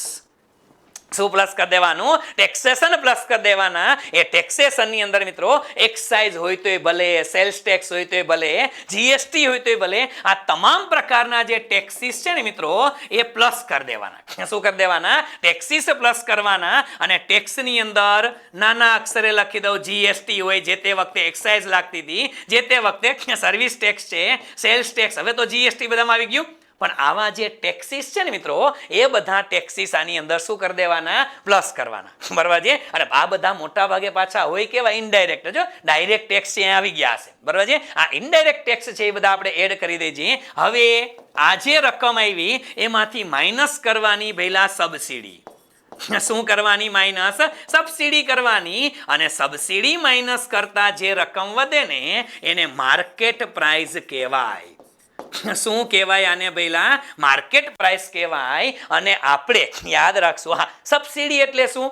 બધાને ખબર છે યાર કે જુદા જુદા પ્રકારની સબસિડી આપવામાં આવે. હવે સબસિડી એટલે સરકારે ઘણી બધી યુરિયા ખાતર ઉપર સબસિડી આપે, સરકાર સોલાર રૂફટોપ લગાવો આપે છે સબસિડી. બસ આવી સબસિડી. એલપીજી સિલિન્ડર પર સબસિડી આવે, પછી કે તેને ભાવ વધારીને આપે. આપણે એમાં નથી પડતા, આપણે સબસિડી સમજવાની. બરોબર છે? સબસિડી આનાથી શું કરી નાખવાની મિત્રો? બાદ કરવાની. શું કરવાની? સબસિડીની રકમ છે એ આમાંથી શું કરી નાખીએ? બાદ કરી નાખીએ. જે વધે એને શું કહેવાય? માર્કેટ પ્રાઇસ કહેવાય. શું કહેવાય? માર્કેટ પ્રાઇસ કહેવાય. હવે પ્રશ્ન થાય કે સાહેબ આપણા ભારત દેશમાં આપણે જે જીડીપી ગણીએ છીએ, આપણે કઈ રીતે ગણીએ છીએ? તો આમાંય ડખો છે. યાદ રાખવાનું છે મિત્રો કે ભારતમાં, આ ખાસ યાદ રાખી નાખજો, રટ્ટો મારવો હોય તો મારી લેજો, પરીક્ષામાં પૂછાશે. બરોબર છે? કે ભારતમાં 2015 સુધી, ક્યાં સુધી? વર્ષ 2015 સુધી આપણે ફેક્ટર કોસ્ટ ધ્યાનમાં લેતા હતા. શું ધ્યાનમાં લેતા હતા? જીડીપી ફેક્ટર કોસ્ટ ધ્યાનમાં લેતા હતા. ધ્યાનમાં લેવાતું. પરંતુ હવે એટલે 2015 પછી, પરંતુ પછીથી આપણે શું ધ્યાનમાં લઈએ છીએ? એટલે કે હાલમાં જીડીપી માર્કેટ પ્રાઇસ. શું ધ્યાનમાં લેવાય છે? જીડીપી માર્કેટ પ્રાઇસ ધ્યાનમાં લેવાય છે. બરાબર છે? અને એટલે મિત્રો 2015 સુધી સમજો. આપને એમ લાગે કે સાહેબ મોદી સાહેબ આમાંય હડિયું કરે, એ પછીનો પ્રશ્ન છે. પણ આટલે અત્યાર સુધી શું હતું ખબર છે? ભારતનો જીડીપી જે છે એ નીચું એટલા માટે હતું. શું કામ? જીડીપી નીચું હોવાનું કારણ આપણે ગણતરી કરતા હતા કોના આધારે? ફેક્ટર કોસ્ટના આધારે. ફેક્ટર કોસ્ટ છે એના કરતાં માર્કેટ પ્રાઇસ વધારે જોઈએ ને પેલા. શું કામ? આ કે માર્કેટ પ્રાઇસમાં ટેક્સ એડ થઈ ગયા અને પછી કહેતા નહીં કે સાહેબ સબસિડી બાદ ન દે. ટેક્સ 200 રૂપિયા લે, સબસિડી રૂપિયો આપે. સમજાય છે? સબસિડી કઈ ટેક્સ જેટલી ન હોય, ટેક્સ 100 રૂપિયા લઈ લીધો હોય, સબસિડી 2 રૂપિયા આપી હોય, એટલે સબસિડી હંમેશા ઓછી જોવાની છે, ટેક્સ વધારે. એટલે હંમેશા શું હોય મિત્રો કે ફેક્ટર કોસ્ટના આધારે જીડીપી ગણો. કોના આધારે ગણો? ફેક્ટર કોસ્ટના આધારે જીડીપી ગણો. એના કરતા માર્કેટ પ્રાઇસ હંમેશા કેવો હોય? વધારે જ હશે. કેવો હશે? હંમેશા વધારે હશે. આને યાદ રાખશું. બરાબર છે બધા માટે? વન્સ અગેન શું છે? જીડીપી ફેક્ટર કોસ્ટ અને જીડીપી માર્કેટ પ્રાઇસ, આ બે શબ્દ પણ તમે ક્યાંક શીખા હશો અને ક્યાંક તમને કામ લાગશે. બરાબર છે આટલી વસ્તુ? તો આટલું ક્લિયર. હજી બે શબ્દ આવે છે જીડીપી માટે પહેલા, અને એ બે શબ્દ એટલે કયા? તો એ પણ લખી નાખું. જીડીપી ની અંદર એક શબ્દ આવે નોમિનલ જીડીપી. કયો શબ્દ આવે? Nominal GDP. હવે નોમિનલ જીડીપી એટલે શું સાહેબ? અને બીજો શબ્દ આવે મિત્રો રિયલ જીડીપી. કયો શબ્દ આવે? Real GDP. સાહેબ નોમિનલ જીડીપી એટલે શું અને રિયલ જીડીપી એટલે શું? તો નોમિનલ જીડીપી એટલે એને કહેવાય ચાલુ કિંમતે. નોમિનલ જીડીપી છે એટલે એને કહેવાય મિત્રો ગુજરાતીમાં ચાલુ કિંમતે. હવે આ શબ્દ ઉપરથી સમજાઈ દેશે હમણાં. અને રિયલ જીડીપી છે ને મિત્રો, એને જીડીપી કહેવાય સ્થિર કિંમતે. કઈ કિંમતે? સ્થિર કિંમતે. કારણ કે ક્લાસ 3 લેવલની પરીક્ષા હોય ને પેલા, એમાં નોમિનલ ને રિયલ નહીં પૂછે. એમાં નોમિનલ રિયલ શબ્દ નહીં આવે. એમાં જોજો તમે પેટા હિસાબનીસની પરીક્ષા જોઈ હશે જૂના પેપર, એમાં શબ્દ આ હતા. કયા? સ્થિર કિંમતે. હવે ડખો થાય ને યાર, એ સ્થિર કિંમત ક્યાંથી ગોતવા જાવી? તો નોમિનલ એટલે ચાલુ કિંમતે અને સ્થિર કિંમત એટલે રિયલ જીડીપી કહેવાય. ગણતરીમાં આંકડાની જ માયાજાળ છે, બીજું કંઈ નથી. સમજો નોમિનલ જીડીપી કોને કહેવાય અને રિયલ જીડીપી કોને કહેવાય. એક માત્ર ઉદાહરણ લઉં છું. ઉદાહરણ તમને સમજાવવા માટે, જ્યારે નોમિનલ જીડીપી એટલે ચાલુ કિંમતે. ચાલુ કિંમતે એટલે માની લ્યો હું 3 વર્ષના આંકડા લઉં તમને સમજાવવા માટે. ઉદાહરણ જો, આ માત્ર ઉદાહરણ છે.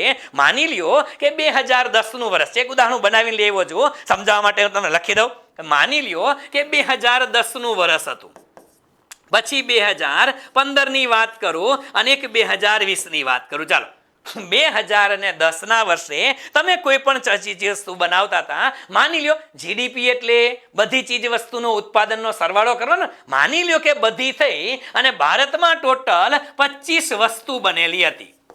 અહીંયા હું વસ્તુ લખું છું અને અહીંયા એની કિંમત લખું છું. બરાબર છે? વસ્તુ કિંમત અને સામે શું લખું છું? આ જીડીપી આવે.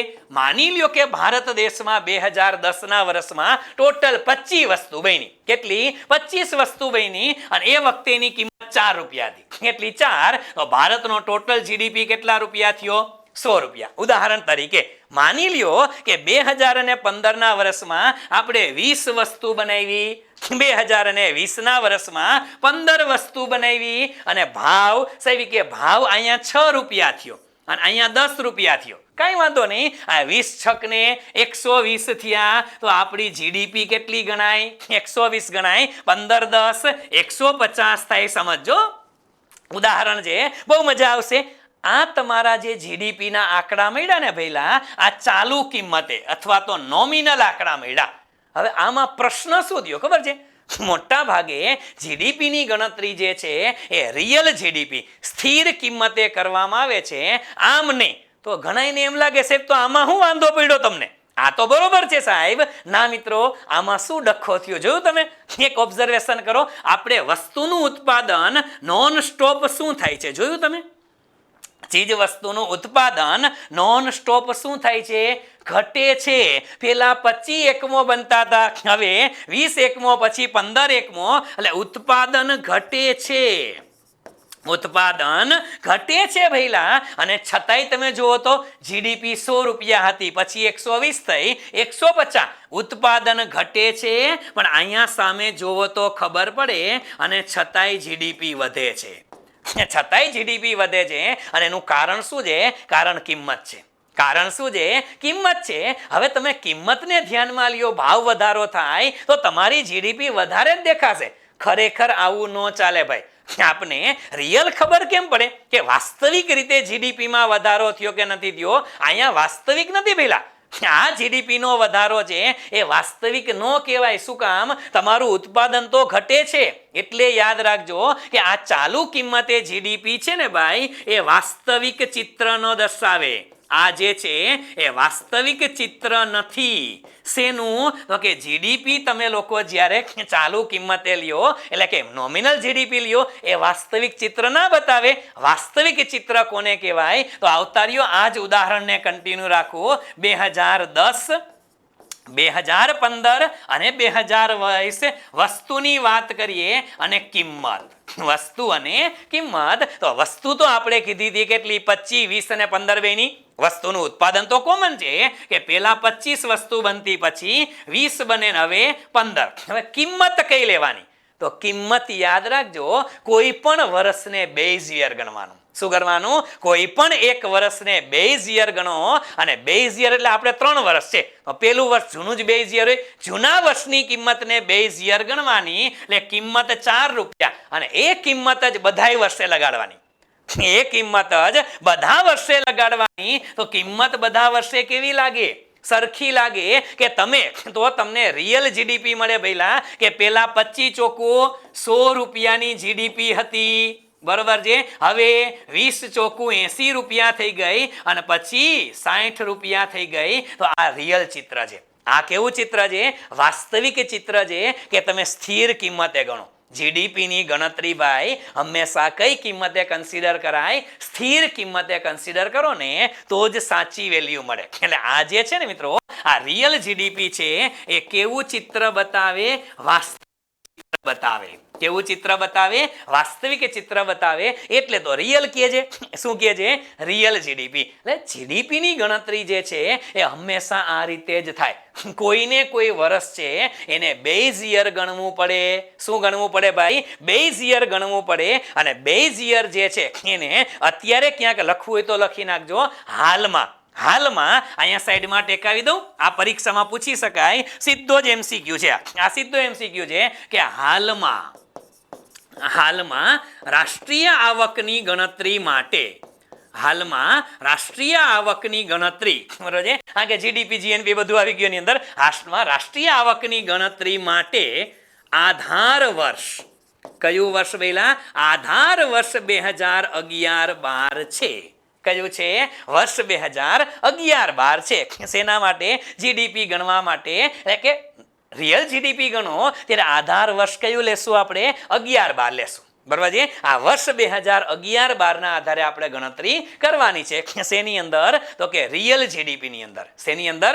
રિયલ જીડીપી ની અંદર આ રીતે ગણતરી કરવાની. અને આપણે ખબર છે કે જીડીપી ની ગણતરી કરે છે કોણ? સેવી કે સીએસઓ કરે છે. આપણે બધાને ખબર છે. અને એક યાદ રાખજો મિત્રો કે નોમિનલ જીડીપી છે હંમેશને માટે યાદ રાખજો કે રિયલ કરતા નોમિનલ હંમેશા વધારે જ હશે. આ પણ પરીક્ષામાં પૂછી શકાય મિત્રો કે રિયલ જીડીપી કરતા લખી નાખજો ક્યાંક. રિયલ જીડીપી કરતા નોમિનલ જીડીપી હંમેશા વધુ હોય છે. આ ક્યાંક ટેકાવી દેજો પેલા કે કોના કરતા? નોમિનલ છે. રિયલ જીડીપી કરતા નોમિનલ જીડીપી હંમેશા કેવી હોય છે? વધારે. સીધો એમસીક્યુ પડે તો ખબર હોય છે. આ ઉદાહરણ એટલે જ આપું છું. પરીક્ષામાં કે ઉદાહરણ લખવાના ન હોય પહેલા. હા, પરીક્ષાની અંદર એવી ધ્રુવીય કક્ષા કોન્સ્યુલેટી નું આવે, પણ ઉદાહરણ એટલે આવું છું કે તમને લોકોને હવે દૂતાવાસની આવક છે કોઈ દી ભૂલાશે નહીં. તમને લોકોને ધ્રુવીય કક્ષાની જે આવક છે એ તમને કોઈ ધ્રુવીય સરહદની આવક ભૂલાશે નહીં. સીધી યાદ આવશે કોણ? હિમાદ્રી યાદ આવશે, ભારતી યાદ આવશે અને બીજું કોણ યાદ આવશે? નક્ષીન ગંગોત્રી. આ બધા શબ્દ યાદ રાખજો, પરીક્ષામાં પૂછી શકાય. આ બીજા વિષયની હારવાર હાલે છે, બરાબર. મૂળ વાત ઉપર આવતા રહ્યો કે આ બધું તો શું હતું? જીડીપીની ગણતરી. હવે જીડીપીનું જે વેલ્યુએશન થાય છે, આપણે ઘણી વખત એવું કહીએ છીએ કે ભારત દેશ જે છે એ જીડીપીના ક્રાઇટેરિયાથી, જીડીપીના દ્રષ્ટિકોણથી ભારતનો ક્રમ છે એ વિશ્વમાં 5મો છે. ઘણી વખત આપણે સાંભળીએ છીએ કે સાહેબ જીડીપીના પોઈન્ટ ઓફ વ્યૂથી ભારત વિશ્વમાં 5મા ક્રમે છે. ઘણી વખત આંકડા આવે સાહેબ જીડીપીના દ્રષ્ટિકોણથી ભારત વર્લ્ડમાં 3જા ક્રમે છે. અત્યારે બે ડખો છે. ભારત અત્યારે 3જા ક્રમે છે અને 5મા ક્રમે છે. સાહેબ નો સમજાણું? ઉપર થઈ ગયું કે સાહેબ બે રીતે કઈ રીતે હોઈ શકે? ચોખવટ કરીને કહો પહેલા કે જીડીપી જે છે ને મિત્રો, જીડીપી ઓન એક્સચેન્જ રેટ. આ બે શબ્દ હવે છેલ્લા શબ્દ છે. GDP on exchange rate, GDP on exchange rate. અને બીજો શબ્દ આવે છે મિત્રો જીડીપી ઓન પીપીપી.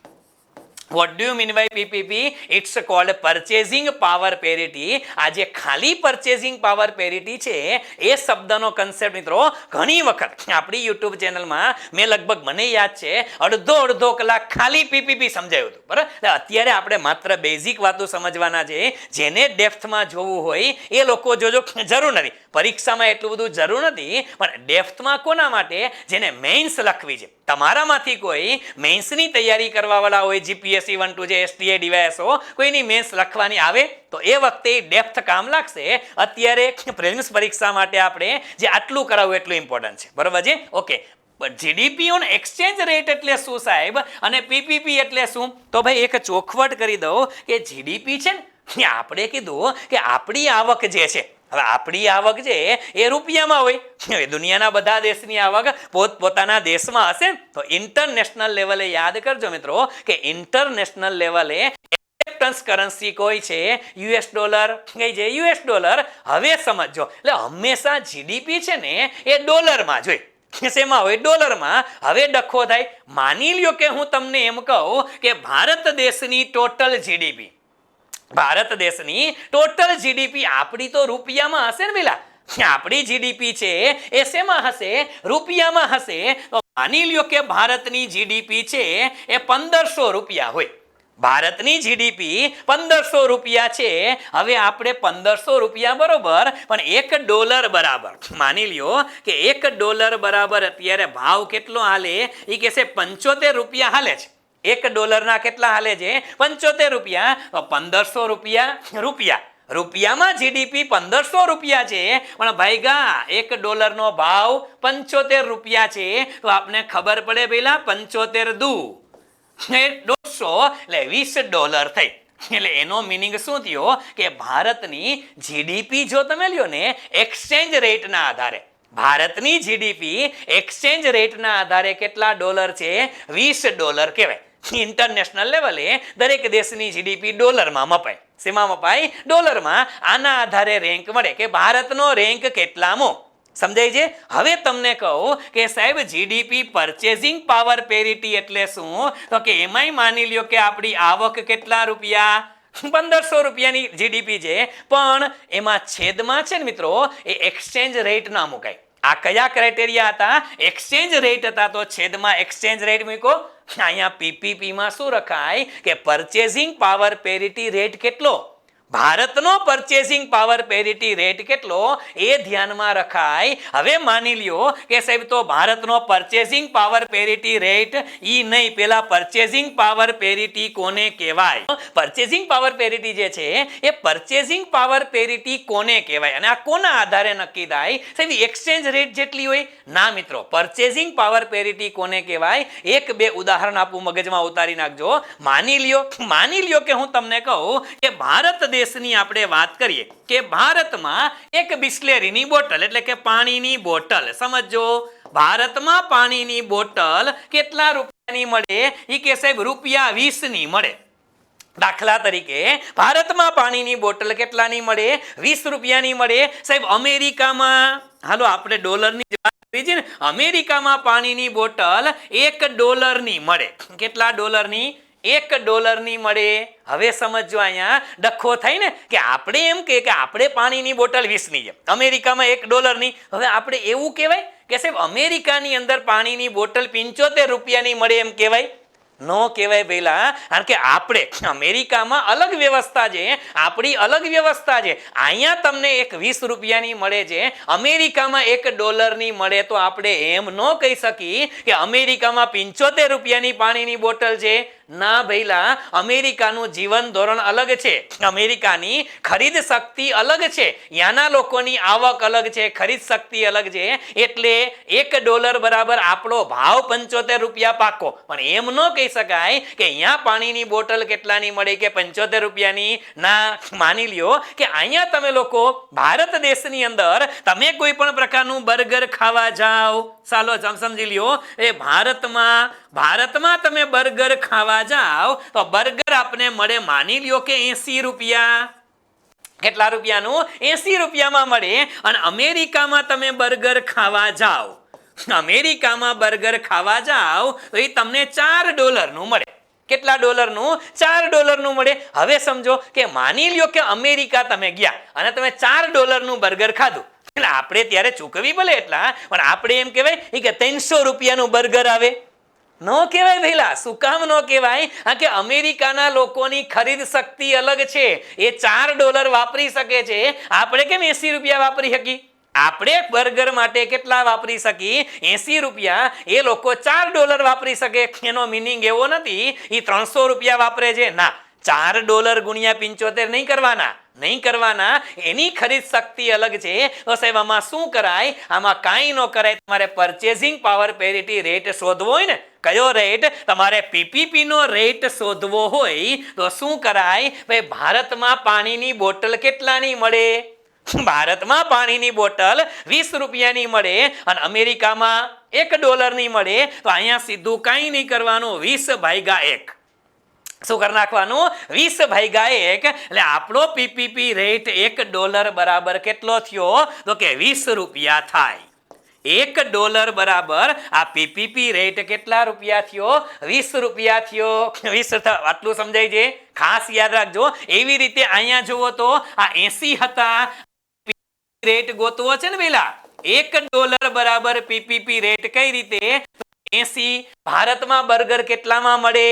80 રૂપિયામાં. અમેરિકામાં $4માં. 80/4 કરો તો $1 બરાબર પીપીપી રેટ કેટલા રૂપિયા? 20 રૂપિયા આવે. સમજાય છે? અને આમે અત્યારે જો ને તો હાલમાં ભારતનો પીપીપી રેટ છે ને ઈ કયો છે? Purchasing power parity rate 19 something હાલે છે. કેટલો હાલે છે?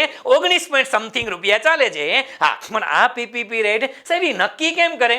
કરોડો વસ્તુના આધારે. કેટલી વસ્તુ? કરોડો વસ્તુના આધારે કહું છું કે અમેરિકાની અંદર માર્કર કેટલાની મળે ને ભારતમાં કેટલાની મળે એની ગણતરી આ રીતે કરવાની. ભારતમાં ટી શર્ટ કેટલાનું મળે, અમેરિકામાં કેટલાનું મળે, ભારતમાં ફેન કેટલાનો મળે, અમેરિકામાં કેટલાનું મળે. આવી કરોડો વસ્તુઓનો ગણતરી થાય અને એની એવરેજ નીકળે. કરોડો વસ્તુઓની ગણતરી અને એની એવરેજ નીકળે. એટલે પીપીપી ના ડેટા છે ને 5 વર્ષે હાથમાં આવે.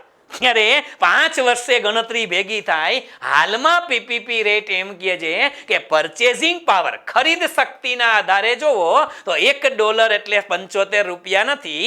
$1 બરાબર ખરીદ શક્તિ કેટલા રૂપિયા છે? 20 રૂપિયા છે. $1 20 રૂપિયા. અહીંયા $4 80 રૂપિયા. તો $1 ના 20 રૂપિયા થયા. બસ આ રીતે તમે જ્યારે ગણતરી કરો ને તો જીડીપી અને પીપીપી ગણવી હોય તો છેદમાં કેટલા લખાય? 75 રૂપિયા નહીં પેલા. અહીંયા પીપીપી નો રેટ લખાય 20 રૂપિયા અને ગણતરી કરો તો કેટલા રૂપિયા આવે? $75 આવે. કેટલા આવે? $75 આવે. એટલે યાદ રાખજો કે જો તમે જીડીપી એક્સચેન્જ રેટના આધારે ગણો તો આપણી જીડીપી $20 થઈ. કેટલી થઈ? $20 જ જીડીપી છે. પણ જો તમે પીપીપી ના આધારે ગણો ને તો આપણી જીડીપી કેટલી થઈ ગઈ? $75 થઈ ગઈ. હવે વિચાર કરો કે ઘણા દેશ દુનિયાના જીડીપી એક્સચેન્જ રેટના આધારે માપે. જો આપણે એક્સચેન્જ રેટના આધારે માપીને તો ભારત 5મા ક્રમે છે. અને જો પીપીપી ના દ્રષ્ટિકોણથી માપી તો ભારત 3rd રેન્ક ઉપર છે. કયા રેન્ક ઉપર છે? 3rd રેન્ક ઉપર છે. આ પીપીપી નો સાદો કન્સેપ્ટ છે. પરચેઝિંગ પાવર પેરિટી એટલે ખરીદ શક્તિ. ત્યાંના લોકોની ખરીદ શક્તિ કેટલી ને આપણી કેટલી? અહીંયા $1 બોટલ મળે, આપણે 20 રૂપિયામાં. તો $1 બરાબર 20 રૂપિયા. અહીંયા બર્ગર $4 મળે, આપણે કેટલામાં? 80માં. તો 80/4 કરો, એને ખરીદ શક્તિ કહેવાય. એટલે અમેરિકાના આપણા લોકોની ખરીદ શક્તિ કેટલી છે? $1 બરાબર 20 રૂપિયાની ખરીદ શક્તિ છે. શું છે? ખરીદ શક્તિ છે. એટલે એ ધ્યાનમાં લેવાય. આને શું કહેવાય? આને કહેવાય જીડીપી ઓન એક્સચેન્જ રેટ અને જીડીપી ઓન પીપીપી. આ પણ યાદ રાખવાની જરૂર છે. બરોબર છે? હવે એક શબ્દ છે એને ફટાફટ તમારે નોંધ કરવાનો છે. એ ફટાફટ તમે લખી નાખો, કારણ કે એમાં જાજુ સમજવા નથી. લખી નાખો. રાષ્ટ્રીય આવકની માપનની પદ્ધતિઓ. છેલ્લો મુદ્દો છે રાષ્ટ્રીય આવકની માપનની પદ્ધતિઓ, માપનની પદ્ધતિઓ કે ભાઈ રાષ્ટ્રીય આવક જે છે એ કઈ રીતે મપાય છે એના માટે પહેલા 3 પદ્ધતિ, નંબર 1, નંબર 2 અને નંબર 3, આ 3 પદ્ધતિ લખવાની છે. લખી નાખો ફટાફટ. એટલે માથાકૂટની રાષ્ટ્રીય આવકની માપનની પદ્ધતિ. નંબર 1 આવકની પદ્ધતિ, ઇન્કમ મેથડ. કઈ પદ્ધતિ? આવક પદ્ધતિએ રાષ્ટ્રીય આવક ગણવાની. કઈ રીતે? એક જ લીટીમાં લખી નાખો પહેલા, એક જ લીટીમાં. આ પદ્ધતિ મુજબ ઉત્પાદનના સાધનોએ ઉત્પાદનમાં ફાળા બદલ જે કંઈ પણ આવક પ્રાપ્ત થઈ હોય, ઉત્પાદનમાં ફાળા બદલ જે કંઈ પણ આવક પ્રાપ્ત થઈ હોય તેનો સરવાળો, જે કંઈ પણ આવક પ્રાપ્ત થઈ હોય તેનો સરવાળો, એટલે રાષ્ટ્રીય આવક. બરાબર? એટલે શું કે આપણે કીધું કે લેન્ડ લેબર કેપિટલ એન્ટરપ્રિન્યોરશિપ, જમીન મૂડી શ્રમ નિયોજકને જે આવક થાય, જમીનવાળાને જેટલું ભાડું મળે, શ્રમિકોને જેટલું વેતન મળે, મૂડીપતિને જે વ્યાજ મળે, અને એન્ટરપ્રિન્યોરશિપને શું મળે? નફો મળે. આ જેટલી આવક હતી બધી આવકનો સરવાળો કરી નાખો એટલે કઈ પદ્ધતિ? આવક પદ્ધતિ. એટલે આમાં નવું કંઈ છે નહીં. પરીક્ષામાં MCQમાં કદાચ બને કેટલી પદ્ધતિ છે તો 3 છે. બરાબર છે? આવક પદ્ધતિમાં આવક ધ્યાનમાં લખાય. નંબર 2 લખો ખર્ચની પદ્ધતિ. કઈ પદ્ધતિ? ખર્ચ પદ્ધતિ. કઈ પદ્ધતિ? ખર્ચ પદ્ધતિ. એમાં લખો દરેક ઉત્પાદનના સાધનોનો આવક પ્રાપ્તિ પાછળનો હેતુ વપરાશનો જ હોય છે, જેથી આવક મેળવવા માટે જેટલો ખર્ચ થયો હોય તેનો સરવાળો કરી જે આવે તેને ખર્ચની પદ્ધતિએ રાષ્ટ્રીય આવક કહેવાય. બરાબર? અને નંબર 3 ઉત્પાદન પદ્ધતિ. નંબર 3 છે ઉત્પાદન પદ્ધતિ. બરાબર? એમાં લખી નાખો દેશમાં ચીજ વસ્તુ કે સેવાનું જેટલું ઉત્પાદન થયું હોય તેનું ચોખ્ખું નાણાકીય મૂલ્ય. બરાબર છે? એટલે આ પદ્ધતિ માત્ર એટલે જેટલું ઉત્પાદન થયું હોય, ઉત્પાદનની ટોટલ વેલ્યુ, એટલે આને આવકની ગણતરી પદ્ધતિ કહેવાય છે. પણ 3 નામ યાદ રાખવાના છે: આવક પદ્ધતિ, ખર્ચ પદ્ધતિ અને ઉત્પાદન પદ્ધતિ છે. આટલી વસ્તુ ક્લિયર? તો આ બધી વાતો હતી ભાઈ શેના માટેની? તો કે રાષ્ટ્રીય આવકની ગણતરી માટેની. દાદાભાઈ નવરોજીથી શરૂ કરી અને રાષ્ટ્રીય આવકની પદ્ધતિ સુધીની આ સફર છે એને આપણે કન્સિડર કરવાની છે. વન્સ અગેન અત્યારે આ સેશનમાં આપણે અહીંયા સુધી રાખીએ છીએ. વળી પાછા આવતા હપ્તામાં કંઈક પ્રસિદ્ધ કરશું. અને ખાસ સૂચના, આજે પેટા હિસાબની ઓડિટરની પરીક્ષા વાળા વિદ્યાર્થીઓ જોયો, જરાય ચિંતા ના કરતા. કારણ કે મેં પહેલા પણ કીધેલું હતું કે જ્યાં સુધી કોઈ પણ પ્રકારની મુશ્કેલી ન આવે ત્યાં સુધી કામ કરવાની મજા ન આવે. અને એટલે હું કહેતો હોઉં છું કે આજ બાદલોं ने फिर साजिश की है, जहां मेरा घर था वहीं बारिश की है, अगर उसे जिद है बिजलियां गिराने की, अगर उसे जिद है बिजलियां गिराने की, तो हमें भी जिद है वहीं पे अपना आशियाना बनाने की. गमे एवी मुश्केली आवे, गमे एवा टेक्निकल प्रॉब्लम आवे, कदाच लाइव सेशन न लई शकाय तो रेकॉर्ड लेक्चर तो तैयार करी ज राखवानो छे. यार चिंता करता नहीं, आपणे साथे जे तैयारी करवानी छे, परीक्षाने नस्ते नाबूद करवानी छे. आ वस्तु ध्याનમાં રાખશું. આજના સેશનમાં અહીંયા સુધી રાખીએ. આપ લોકોનો ખૂબ ખૂબ આભાર. Have a nice day to all of you. અને બહુ ટૂંકા સમયની અંદર જેવી કનેક્ટિવિટીના બધા પ્રોબ્લેમ ઇસ્યુ સર્વર તમારના સોલ્વ થઈ જશે. લાઈવ પાછા મળતા રહેવાના છે, જરાય ચિંતા ના કરતા, બધા સાથે છીએ. જબ તક તોડેંગે નહીં તબ તક છોડેંગે નહીં. ખૂબ ખૂબ આભાર સાથે મિત્રો. Have a nice day to all of you. બધા લોકોને છેલ્લે વળી પાછા જય સ્વામિનારાયણ, જય શ્રી કૃષ્ણ, જય માતાજી, અને છેલ્લે જય ભારત, જય હિન્દ, જય જય ગરવી ગુજરાત, જય જય ગરવી Gujarat. Thank you very much friends.